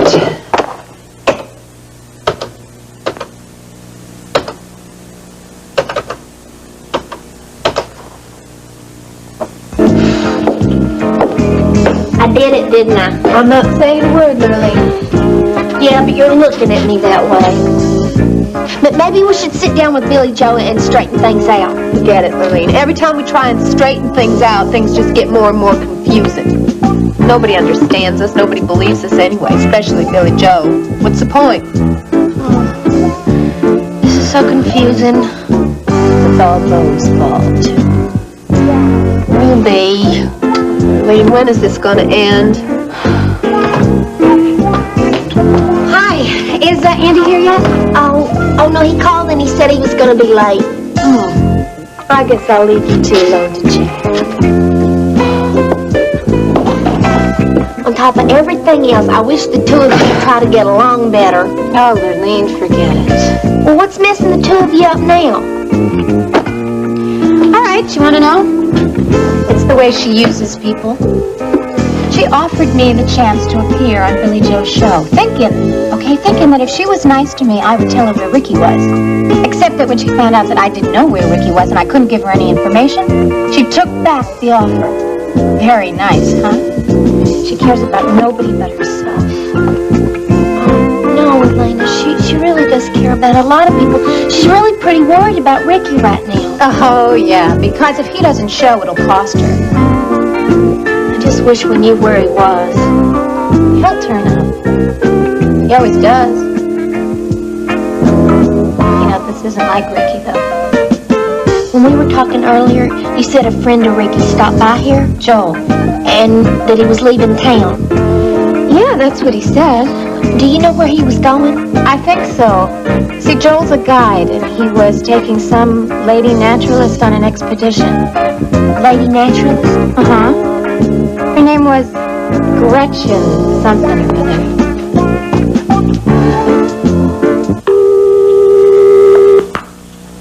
Hello? Hello, is this Julia Morrow, the former Julia Whitman? Yes, it is. Did you go to the University of Texas? Yes, I did. And were you a sorority sister of Ashley Linden? Ashley Linden, yes, I was. Oh, good. Is this Ashley? No, I'm Rena Decker. Oh, well, what can I do for you, Miss Decker? Please call me Rena. All right, Rena. Now, how can I help you? Well, I'm a reporter. Oh, for the newspaper? No, for television. I'm with KVIK. Oh, I'm sorry. I don't watch very much television. I see. Well, I'm working on a special report on successful executive women in Houston, and in fact in the whole state. And I wanted to talk to you about Ashley Linden. Oh, well, that sounds interesting. I hope so. Do you suppose that maybe we could get together for lunch, say, tomorrow? Tomorrow. Let me think. I don't see why not. Okay, where should we meet? Oh, I know a darling little cafe. Do you know JC's on Hawthorne? Oh, sure. How about 12 noon? Oh, that'll be fine. Great. Oh, I don't know how much help I'm going to be, though. Oh? Well, I haven't spoken to Ashley since college. I haven't even seen her. In fact, I didn't even know she was in Houston until I read about her in the newspaper. You've read about her? Oh, yeah, when she married Justin Marshall. Oh, that's so nice. I'm really glad everything worked out so well for Ashley. You know, I've been meaning to get in touch with her ever since I read about her marriage, but, well, something or other always pops up. So I just hope I can help you. Well, if you were friendly with her in college, you can help me with the early years. Well, in that case, you've come to the right place. We were pretty close. That's just what I want to hear. I'm sure you'll be able to give me all the information I'm looking for. Well, we'll see each other tomorrow then. Okay, it's a date. Thank you. Thank you very much. Goodbye. Yes, ma'am. Just the information I'm looking for. Her name was Gretchen? Yeah. Gretchen. Something with an R. It was, Randall. Randolph. Gretchen Randolph, that was it. Did Joe mention where he was taking her? Yeah, he said that he was going to someplace near the Nueces River. And it had an Indian name. It was, something like Utopia.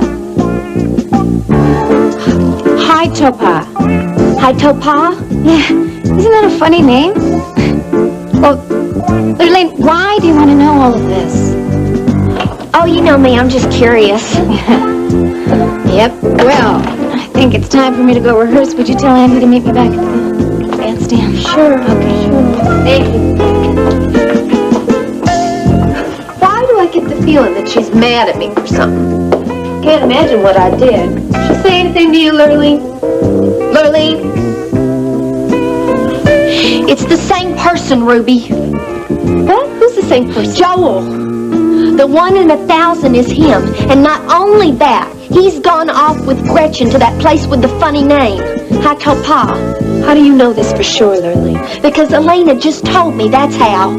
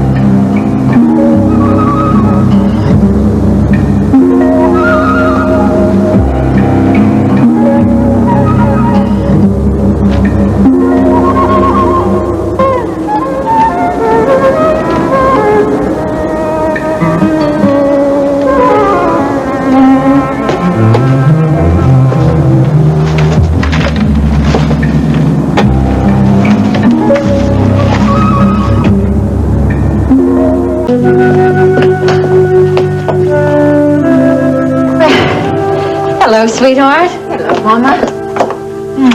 How are you feeling? Just fine. How are you, honey? Fine. Is Daddy home yet? No, he isn't. Will he be home for dinner?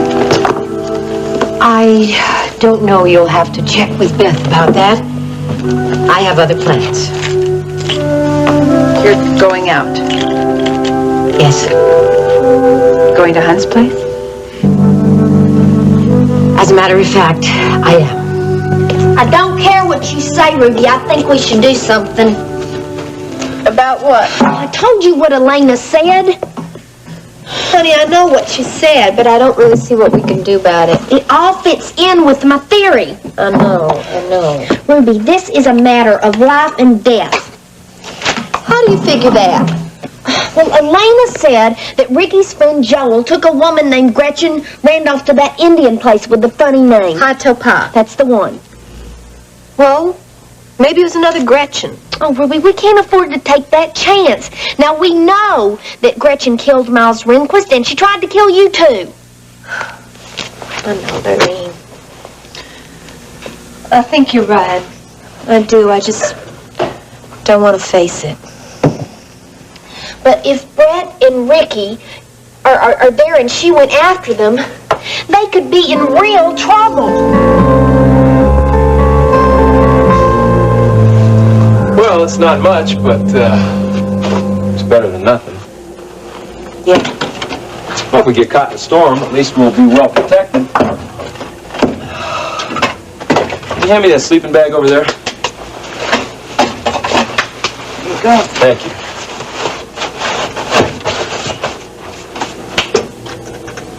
Britt, are you okay? Yeah, I'm fine. It's just that What? I guess I didn't realize how much I was hoping that Miles would be here. Well, maybe he's already been here and gone on ahead. No, I don't see any sign of him. Brett, Miles is very careful. Look at the way he left Rena's cabin. We never found a trace of him when we searched it. That's very true, Ricky. Knowing the danger, he'd be very careful to cover up his tracks. Yeah, of course he would. You gotta keep your hope up, okay? Look, maybe Miles went onto that cavern that he described in that letter. Oh, I hope so. Hey, keep the faith, Brett. We'll set out early looking for him tomorrow.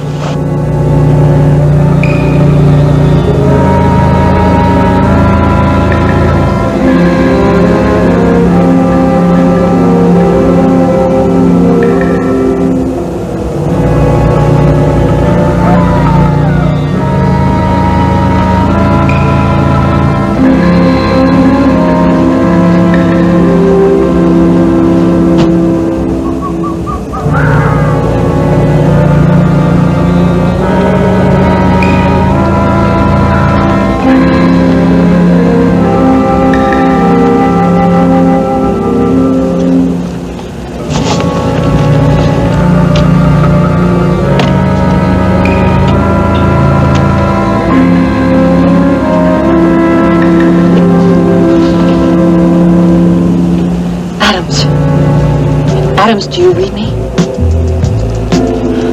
Adams, this is Gretchen. Adams, do you read me? I hear you, Gretchen. Loud and clear. Where's the guide? Asleep. Does he suspect anything? No. Have you located Brett Wheeler and her friend? Yeah, they're in a hut down on the floor of the canyon. They've been easy to trace. They aren't making any attempts to conceal themselves. What about the fire compass? Do they have the missing piece? That's what I'm gonna find out. I'm changing and heading for the hut now.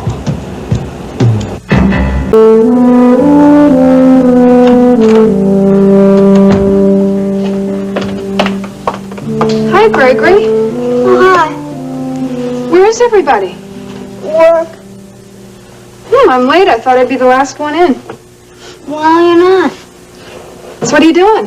Homework. What kind? Science. Can I help? Yeah, maybe. What do you know about electricity? Well, I know all about Benjamin Franklin and his kite.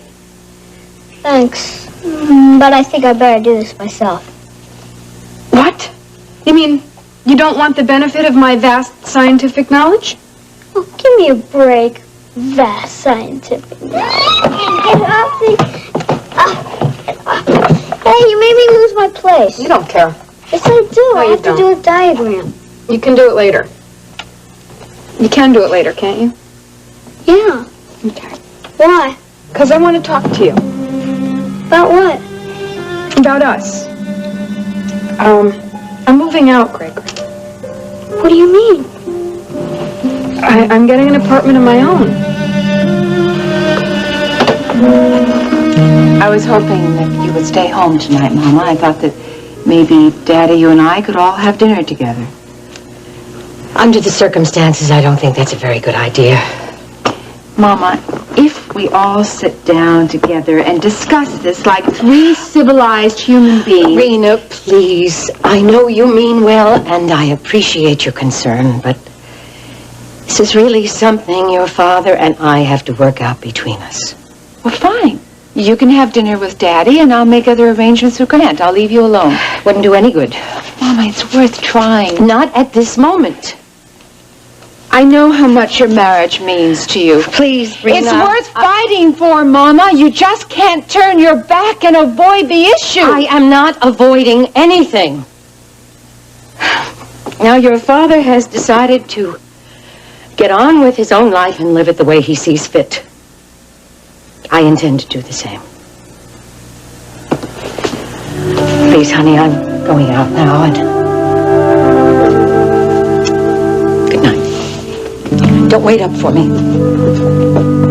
Are you mad at me? No, of course not. Then why do you want to leave me? Gregory, it's not you I'm leaving. Yes, it is. No, you don't understand. You see, I have no choice. But you promised me. Well, I know. But, there comes When a time... Mama died, you promised me that we'd always stick together. Always. Oh, I know, but... Just because I'm moving out, that doesn't mean we're not going to get a chance to see each other. No. It's because of Ashley, isn't it? Yeah, partly. Why can't you two get along? She doesn't like me. She does. She worries about you all the time. Well, I don't want her worrying about me. See, Gregory, I'm too old for that. Now, there comes a time when you have to be an adult. You have to be on your own. Yeah, maybe. You'll see, it'll happen to you.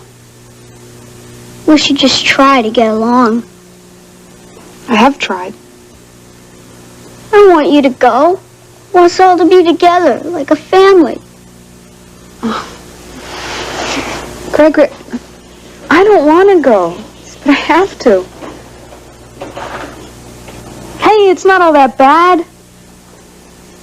Well, just think, when I'm gone, you'll have lots more room to yourself. I don't need any more room. Sure you do. You're going to need a whole nother room just to put all those model racing cars you're going to be building.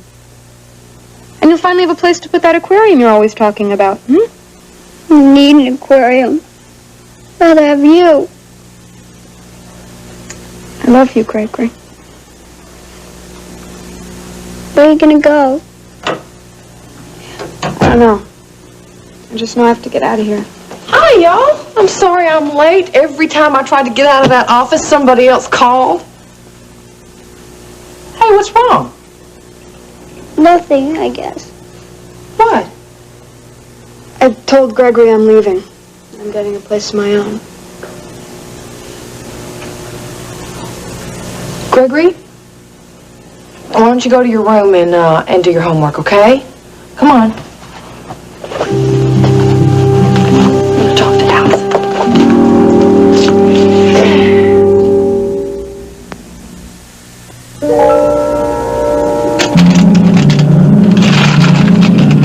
Ricky, we're just wasting our time. You don't know that.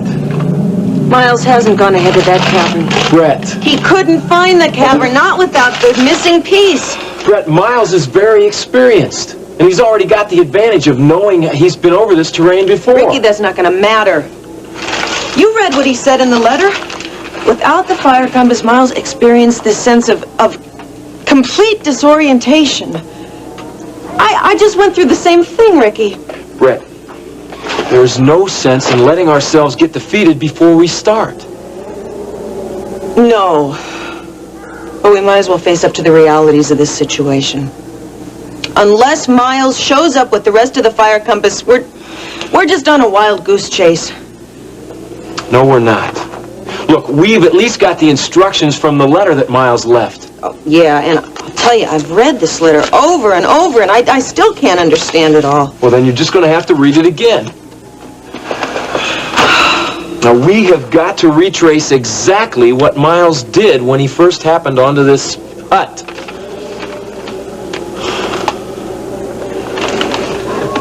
When I first saw Sutar's rock and its symbols, I knew nothing of the fire compass. But as I read the symbols, night, With my knowledge of these ancient signs, I realized that the entrance to the cave and its secrets were protected by Sutar's magic. They could be found only with the fire compass which he had shaped from the heart of an ancient oak.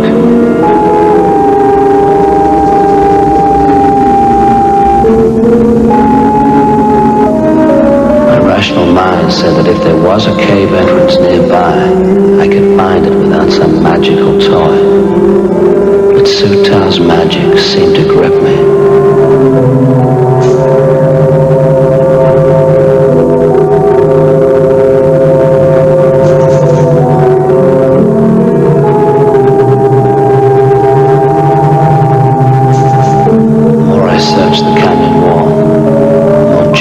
Senses became. The canyon walls spun irrationally overhead.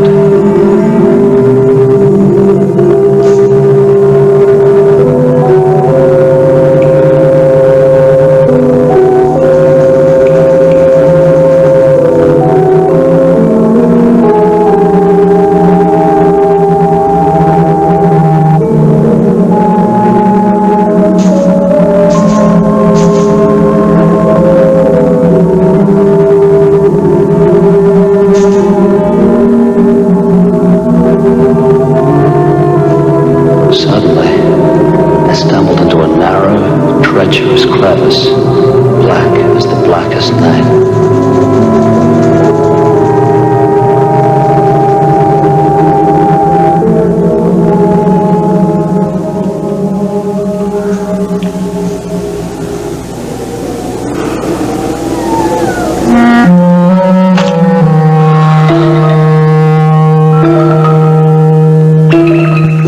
Even if your theory is right, I don't really see what we can do about it. We ought to get help. Honey, you already told your story to the police. Well, I think we should talk to the FBI or the Texas Rangers. We can't do that. Why not? Because, Lurleen, it's just a theory. We don't have any evidence. We can't even prove there's been a crime committed. Well, you were kidnapped. I know, but can we prove it? No, I guess not. Not really. You see, Lurleen, we can't go running around and screaming about a crime when we don't have any evidence. It's just going to get us in more trouble. Well, then, you and I are just going to have to find out where this hot topai is, and we're going to have to go there on our own. That is absolutely the worst idea you've had yet. Why? Because it's dangerous. Well, if Brett and Ricky are there, they could be in danger. We don't know if Brett and Ricky are there, and we don't know if they're in danger. But if my theory is right, the only thing we know for sure is that Gretchen took off for this place called High Topa. And if that's where she is, it's the last place in the world I want to go. She still got your money. Don't you want to get it back? How am I going to do that, Lurleen? You saw all the guns she packed. Well, maybe you could sit down and talk to her. Talk to her? She's the last person in the world I want to talk to, Lurleen. She can keep my money. She what? I'd rather be poor and alive than rich and dead. And that's exactly what I'm going to be if you and me go after Gretchen. Are you expecting anybody? No. Who is it? Mark Wheeler.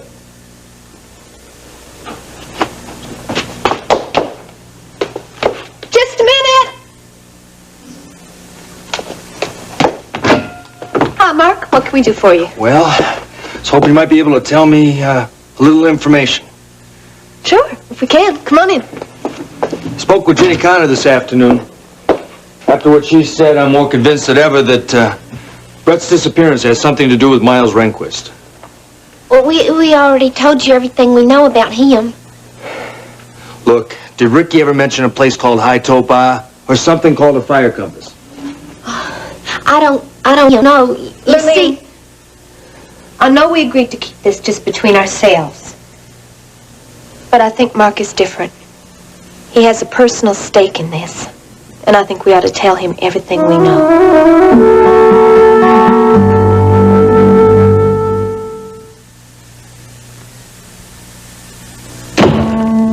All right, what makes you think that you're going to move out? I don't think that I'm going to move out. I am moving out. I thought we'd already settled this, Allison. We didn't settle anything. Yes, we did. You asked me, and I said no. I didn't ask you, Ashley. I told you what my plans are. You seem to forget that I'm 18 now and that I don't need your permission. Oh, okay. I see. The only thing we need to discuss, however, Ashley, is money. Yeah, I thought we'd get around to that. Now, I've asked Rena if I can work full-time at World Oil. Uh-huh. And she agreed. She said I was too valuable to waste on a part-time position. So you see, Ashley, I'll have enough money to afford my own apartment, whether you like it or not. Uh-huh. But there is that little problem of money up front, right? Well, if you want me to live in a decent place. Boy, this is some game you're playing, little lady. It's not a game. Oh, yes, it is. Yes, it is. See, no matter what I say, I'm going to be wrong. If I say no, I'm smothering you. If I say yes, I'm abdicating my responsibilities. You're not responsible for me. And I don't know why you keep insisting that you are. Will made me responsible for you. And I do not think that you are ready to live alone. It's your opinion, Ashley. Well, it's an opinion based on very solid evidence. What exactly are you so afraid that I'm going to do? I'm afraid that you are going to make mistakes, little lady, mistakes that you are going to regret and you will be able to do nothing about until it's too late. Well, I'll live with my mistakes. That's so easy to say, but it's not easy to do. You're worse than Aunt Hildy. Now, sometimes you just sound so old. I am. Oh, believe me, I am so old in terms of experience. I know what I'm talking about. Well, Ashley, if you won't give me the money, I'll just have to go somewhere else for it. All right. Maybe I'll get it from Justin. No. Oh, no. You're not going to divide this house, and nobody's going to choose sides. I'm not trying to do that. Well, then what are you doing? Don't do this, Allison. If you don't care how I feel, why don't you think about Gregory's feelings? Think how much this is going to hurt him, and Justin, too. All my life, you have tried to tell me what to do. And Aunt Hildy backed you up. But Aunt Hildy is dead now, and you are never going to tell me what to do again. Allison, just listen to me. No, Ashley, I think you better start listening to me. If you won't give me the money, maybe Mr. Hannibal will. Allison, stop it! Don't do that! Ooh, that scares you. Why does that scare you? Why would I mention Mr. Hannibal, Ashley? Allison, please. I said I'm leaving, and I am.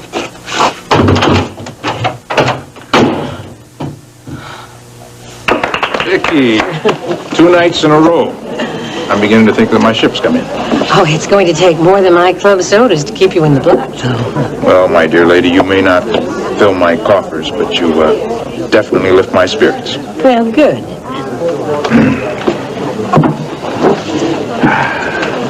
Hey, boss, you're a friend from the bank.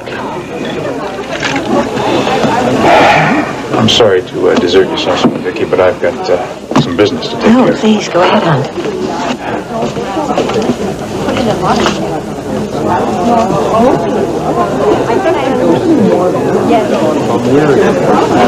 It's nothing serious, I hope. Isn't money always serious, ma'am?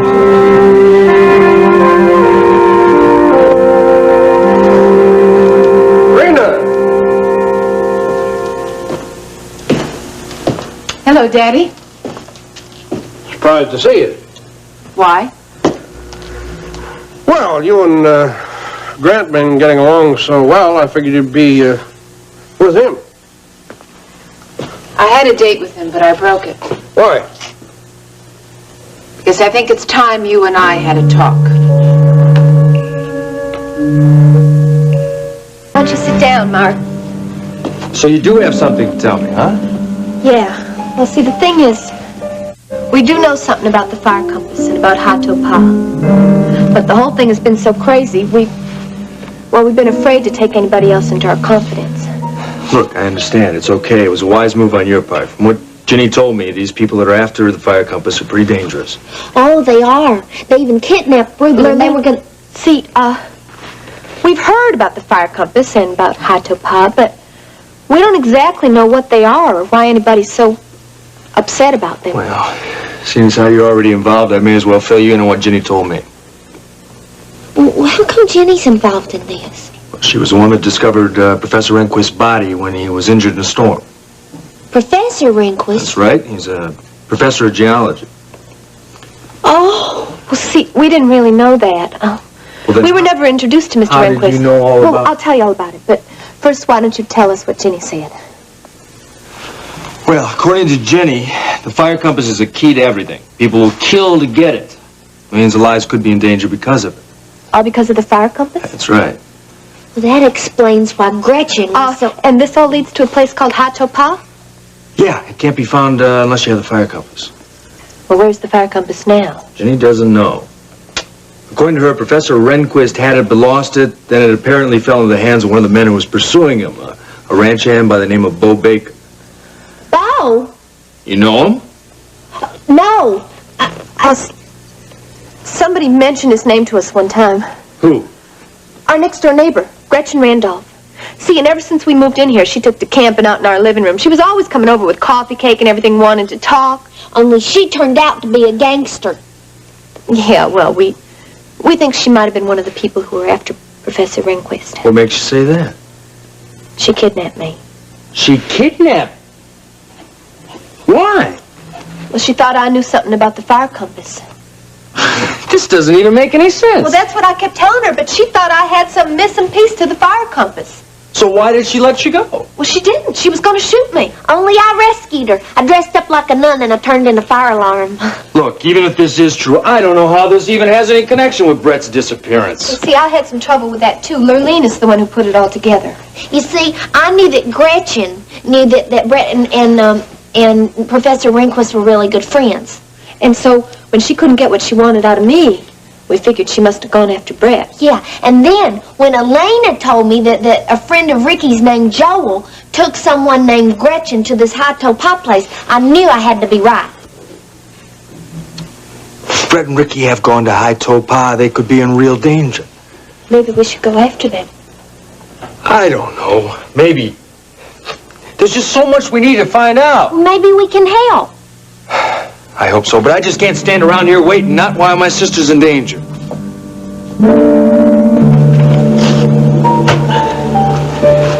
Hey, Brett, why don't you give that thing a rest? Maybe it'll look different to you in the morning. I hope so.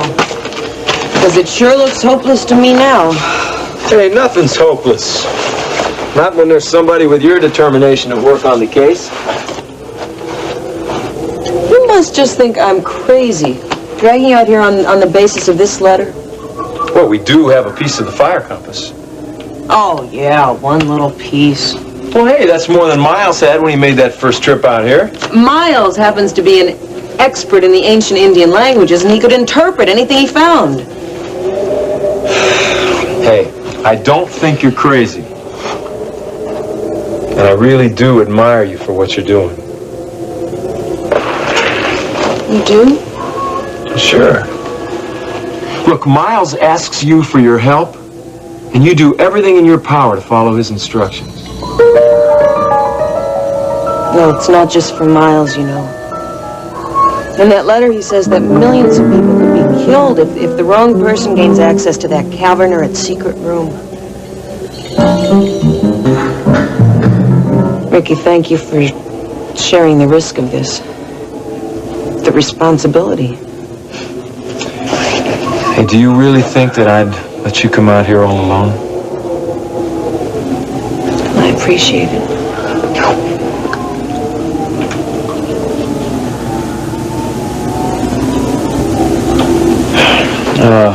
Hey, maybe we better turn in, huh? Get an early start tomorrow. Yeah, maybe we should. Oh. You think I'd never been in the wilderness before? Yeah, but that thing was pretty close. Let me see if I can't catch a glimpse of our visitor.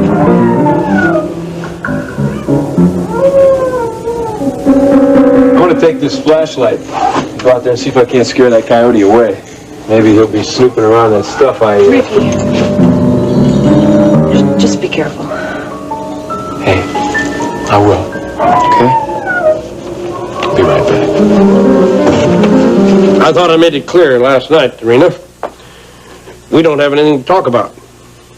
Daddy, you can't go on like this. You and Mama have got to make an effort. You've got to work this thing out. You stay out of it. Doesn't concern you. Daddy, how can you say that to me? You're my parents and I love you both. And I hate the way you're not talking. And I hate the way Mama goes running off to Hunt's place night after night. What are you talking about? You don't know, do you? You have been away so long from us, you don't know what's going on here. Well, I'm here now. What's this Hunt's place you're talking about? It's a place called the Starlight Lounge. It's a couple blocks from the station. Your mother start drinking again? Would you care if she did? Rena, I ask you a question. Has your mother started to drink again? No. She doesn't go there to drink, Daddy. She goes there to sing. How do you know? I know because I saw her there. And so did Grant. It's a new place, and some guy at the office told us about it, so Grant and I went there for a late supper, and I saw Mama singing at the piano. Yeah, Vicky always did like to sing. Yes, but in public? Daddy, don't you care why she's doing this? Did Grant say something? No, Grant wouldn't say anything, but he's got to wonder. I mean, why would Vicki Bellman, head of the Victory Network, be singing in a bar? Do you think that's where she is this evening? Yes. Now, what are you going to do about it, Daddy?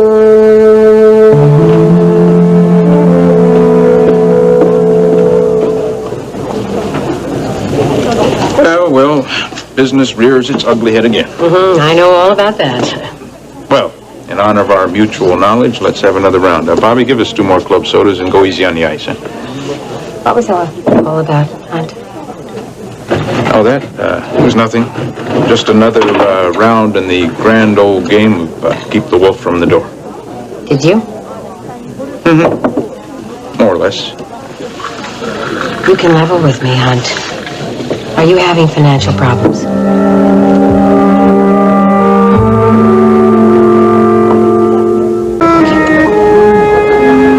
In answer to your straightforward question, yes, I am having money problems. But then, who isn't these days? Even the government's in over its head. I'm sorry, Hunt. You know, we're living in what my granddaddy would have called troubled times. Well, I didn't mean to meddle in your affairs, but Bob told me that the man was from the bank. Look, Vicky, you don't have to apologize. You spend your life in the business world. It's a natural question for you to ask. How serious is the problem? Well, I had a little difficulty making the payments on the loan that I used to open the bar. But it's being taken care of. Anything I can do? That's not necessary. But, Hunt, I want to help. Look, Vicky, I appreciate your offer, but the situation's under control. All right. Remember, I'm a friend. Yes. And I never borrow money from friends. It's a good way to lose them.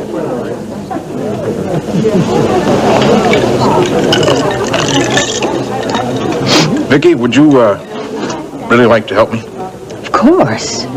Good. Then come on over to the piano with me and do a number. You call that help? Look, I'll take a song over money any day. Well, in that case, let's do a whole set.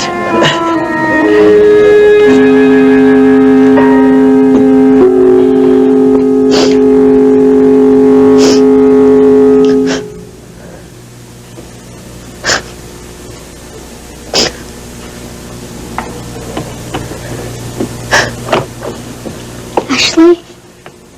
What, baby? I finished my homework. Can I come out now? Of course you can.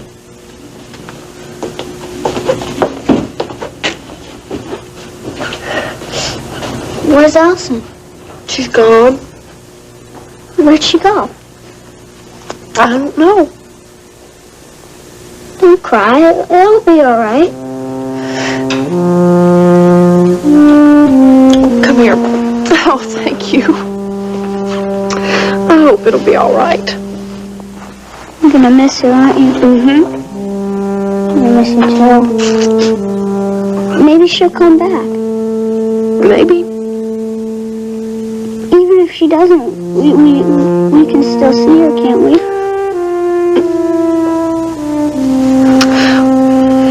Was I too strict, Gregory? No. You just worried about her. I'm sorry. Oh, baby, I'm so sorry.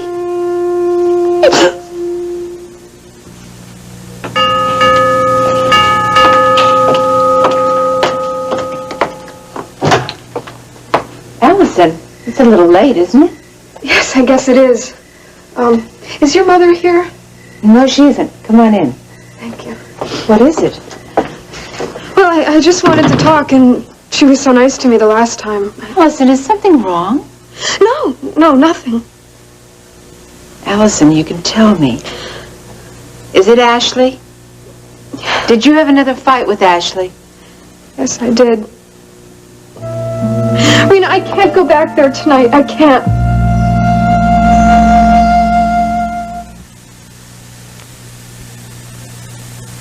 What did you and Ashley fight about? What do you think? Working full-time at World Oil. Bingo. And I suppose she doesn't want you living on your own either.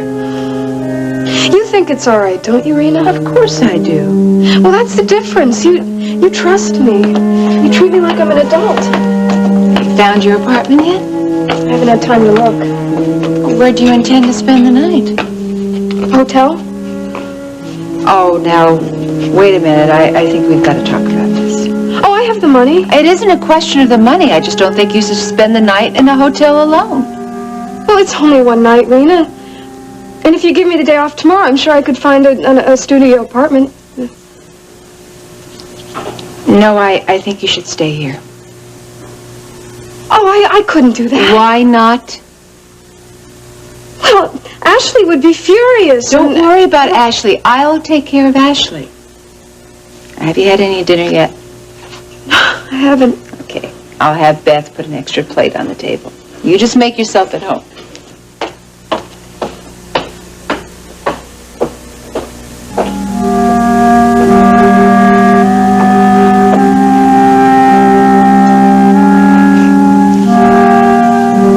What'd I do without you, Rena?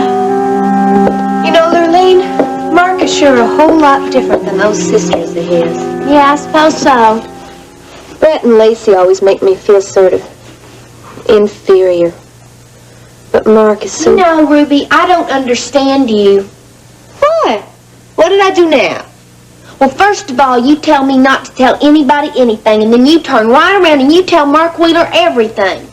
I didn't tell him everything. Well, you might just as well have. I didn't tell him about you smashing Professor Rehnquist over the head with a vase of flowers, did I? You didn't tell him about Bo either. I didn't think it was important. I only told him what I thought was basically essential for him to know. Besides, we ended up learning a whole lot more than he did. I mean, we know a lot more about the fire compass now than we did before. Yeah, and the more we know, the more confusing it is.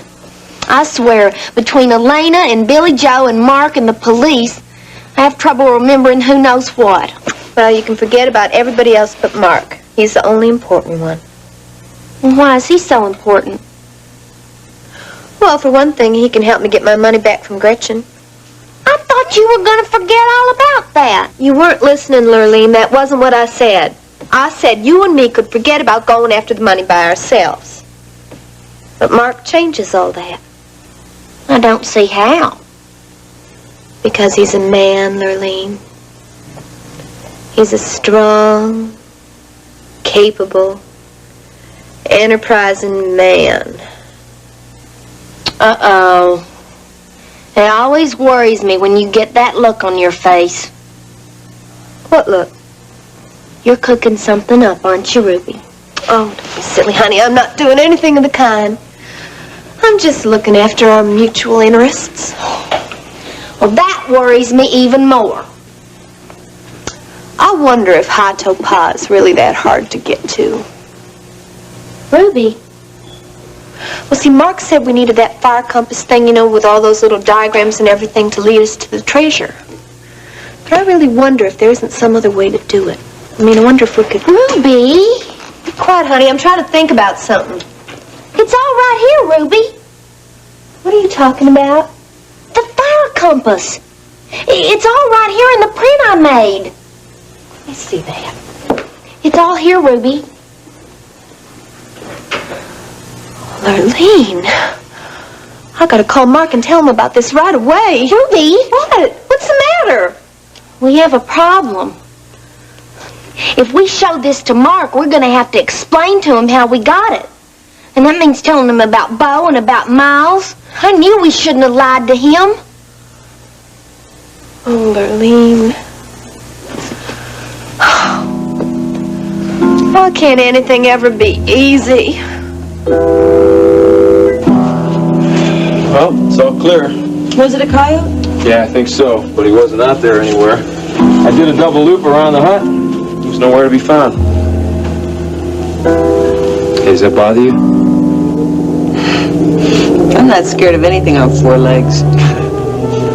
It's the two-legged animals I worry about. Well, I think we better get some sleep. Tomorrow's going to be a busy day.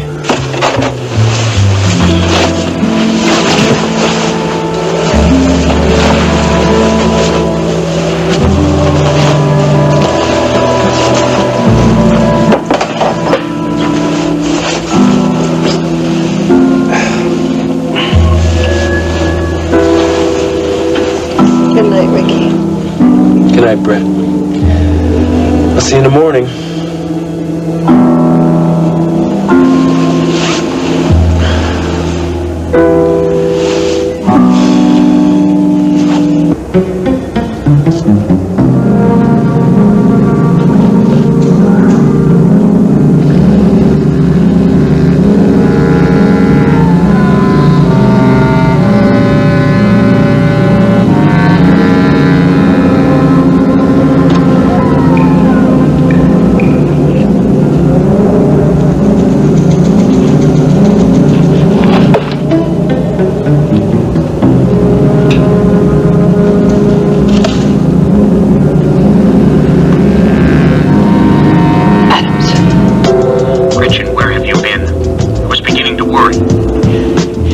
Longer to get down into the canyon than I had anticipated. Did you find them? No problem. Do you have anything to report? Nothing definite. I couldn't overhear as much as I wanted. Do they have the missing piece? I don't know. But I do know they're planning to go back deeper into the canyon tomorrow. Good. And if they have that missing piece, I am going to take care of them once and for all. Nobody will ever find their bodies in this canyon.